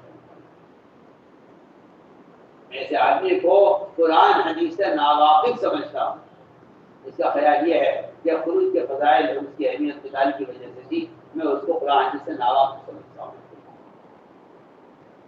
میں اس کو قرآن حدیث سے ناواقف سمجھتا ہوں، جس کا خیال یہ ہے کہ خروج کا فریضہ اور اس کی اہمیت وہ قتال کی وجہ سے تھی، میں اس کو قرآن حدیث سے ناواقف سمجھتا ہوں، ذرا سیرت سے ہی ناواقف ہے، اس کا خیال یہ ہے کہ خروج کا اصل مقصد تو قتال ہوا کرتا تھا، وہ ہے نہیں، حدیث سے بات میں بعض مرتبہ سوچتا ہوں، آپ بتائیے آپ کو کیا خیال ہے؟ آپ کے برابر کے گاؤں میں آگ لگ جائے، آپ کے برابر کے گاؤں میں آگ لگ جائے، کیا ممکن ہے کہ آپ تشکیل کریں لوگوں کی، بتاؤ بھائی تم نے کون کون تیار ہے اس گاؤں میں آگ بجھانے کے بعد جانے کے لیے، ذرا نام بتاؤ۔ راضی نے پوچھا تھا ایک صاحب سے، برابر کے گاؤں میں تمہاری برابر کی دکان ہے، تمہارے محل میں آگ لگ جائے، تم بیٹھ کے تشکیل کرو، بتاؤ بھائی کون کون تیار ہو آگ بجھانے کے لیے، کون چلے گا، ذرا نام لکھواؤ۔ یہ کہا جائے گا کہ اس کا اس وقت عمل کرنا، ان آگ میں جلنے والوں کو خطرے میں ڈال دینا ہے، اس کی تشکیل کرنا، بتاؤ کون تیار آگ بجھانے کے لیے، وہ تو پورا محلہ دوڑ پڑے گا، پورا بازار دوڑ پڑے گا، کچھ جان بچانے کے لیے، کچھ جلنے والوں کو بچانے کے لیے، کچھ آگ کو بجھانے کے لیے، سارا ماحول حرکت میں آ جائے گا۔ یہ تو کوئی بات ہی نہیں ہے، بتاؤ اسلام کے لیے کوئی تیار ہے؟ میں سوچتا ہوں کبھی کبھی کہ جو لوگ امت کے امتداد کا غم نہیں رکھتے دلوں میں اور ان کو امتداد سے روکنے کی عملی محنت نہیں جانتے، ایسے لوگوں کو اس راستے میں نکلنے پر اصرار ضرور معلوم ہوتا ہے، یہ میرا ایک اصول ہے۔ ایسے لوگوں کو اس راستے سے نکالنے پر اصرار غلو معلوم ہوتا ہے، غلو وہ اسے غلو کہتے ہیں، کیونکہ ان کے دماغ میں بیٹھا ہوا ہے کہ نکلنا دین سیکھنے کے لیے، اور دین سیکھنے کا ایک راستہ تھوڑی آپ سب کو کہیں سب یہی کریں، سب یہی کریں، سب یہی کریں، میں کہہ رہا ہوں کہتے ہیں یا یہ مقصد ہی نہیں تھا جو آپ سمجھیں۔ اقامت دین خروج کا مقصد ہے، امت کی اصلاح سے بچانا خروج کا مقصد ہے، امت کو فرائض پر جمع کرنا خروج کا مقصد ہے۔ آپ کو جو غلو معلوم ہوتی ہیں باتیں وہ اس لیے کہ آپ کو خروج کے مقاصد کا بالکل بھی علم نہیں ہے۔ آج سمجھتے بڑے بہت ہی مدرسہ ہے جس میں داخلہ دیا جائے دین سیکھنے کے لیے، یہ تو بہت ہی بہت سچی سوچ ہے، بہت یہ بہت سچی سوچ ہے کہ تبلیغ میں دین سیکھنے کے لیے نکل جاؤ اس وقت کے لیے، بہت ہی سچی سوچ ہے۔ آپ کہاں سوچ رہے اس بات کو؟ عام کو ضرورت ہے پیدی لوگ نکل جائیں، یہ جاہل لوگ نکل جائیں، یہ دیندار بن جائیں، یہ دین سیکھ لیں، اس سے زیادہ لوگ اس راستے میں نکلنے کے مقاصد کو جانتے ہیں۔ حالانکہ دعوت ایک دفاعی طاقت تھی جس کو دی گئی. دعوت دفاعی میں قسم کھا کر کہہ سکتا ہوں آپ کی مقبول نمازیں، آپ کی مقبول دعائیں، آپ کے مقبول صدقات، آپ کا اخلاص اور آپ کے رات میں قیام و تہجد اور آپ کا امت کی ہدایت کے لیے کام کرنا، خدا کی قسم سے کوئی بھی عمل ایسا نہیں ہے جو امتداد کو روکے. آپ کی توجہ، آپ کی ولایت، آپ کی کرامت، کچھ بھی ہو آپ کے پاس، کوئی ثابت کر دے، کوئی ثابت کر دے کہ دنیا میں فلاں ولی ایسا گزرا ہے جس نے اپنی توجہ سے امت کے امتداد کو روک دیا ہے. کہیں بھی ثابت کر دے. بیکار کی باتیں کرتے ہیں تو کوئی ثابت کر دے، کوئی ثابت کر دے کہ فلاں ولی نے اپنی توجہ سے امتداد کو روک دیا، کوئی ثابت کر دے. اگر اس کی کوئی گنجائش ہوتی تو میں کہتا ہوں کرو صدیق رضی اللہ تعالیٰ عنہ کو اللہ نے نبی کی صحبت کا موقع دیا ہے. حضرت عمر کو اللہ نے وہ مقام دیا ہے جو کان باجی نے کہا عمر. ان میں سے کوئی بھی ایسا نہیں ہے کہ ابتداء میں اپنے گھر بیٹھ کر اس نے وہاں سے دعائیں کی ہوں اور وہاں سے بیٹھ کر اس نے کوئی پڑھے لکھ کے بھیج دیا ہو مختصین کو کیا بیچارے واپس آ جائیں گے.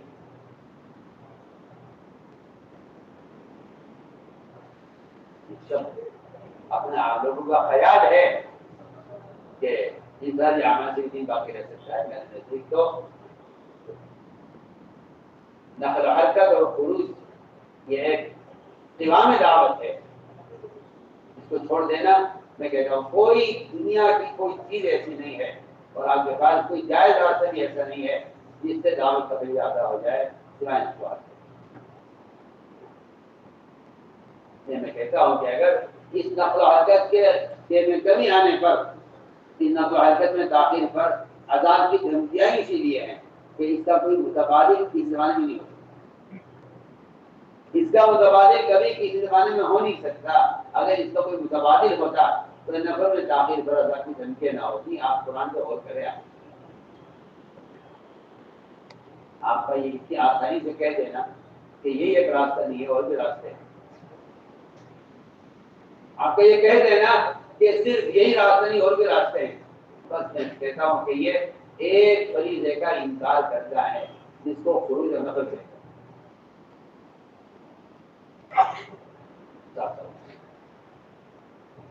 نقل کو کوئی متبادل نہیں. ہمارے یہاں سفر کرتے تھے اس راستے میں نکلنے میں تاخیر کرنا اللہ کے عذاب کو دعوت دینا ہے.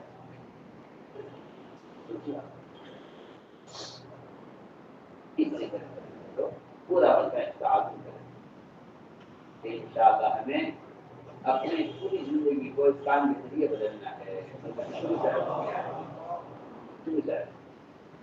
ہمت کر کے اس کے لیے چار چار مہینے فرمائے پیش کریں. 4 ماہ کے لیے 6 ماہ کے لیے تیسرے 6 ماہ کے لیے ماشاءاللہ مولانا صاحب فرمائے پیش کریں. 4 ماہ کے لیے جی علی گڑھ سے 6 ماہ کے لیے ہر سال 6 ماہ کے لیے ہر سال 6 ماہ کے لیے ماشاءاللہ شاداب صاحب 5 ماہ کے لیے ہر سال 6 ماہ کے لیے ہر سال 6 ماہ کے لیے ماشاءاللہ ہر سال 6 ماہ کے لیے پیش کریں ماشاءاللہ. جی فرمائے.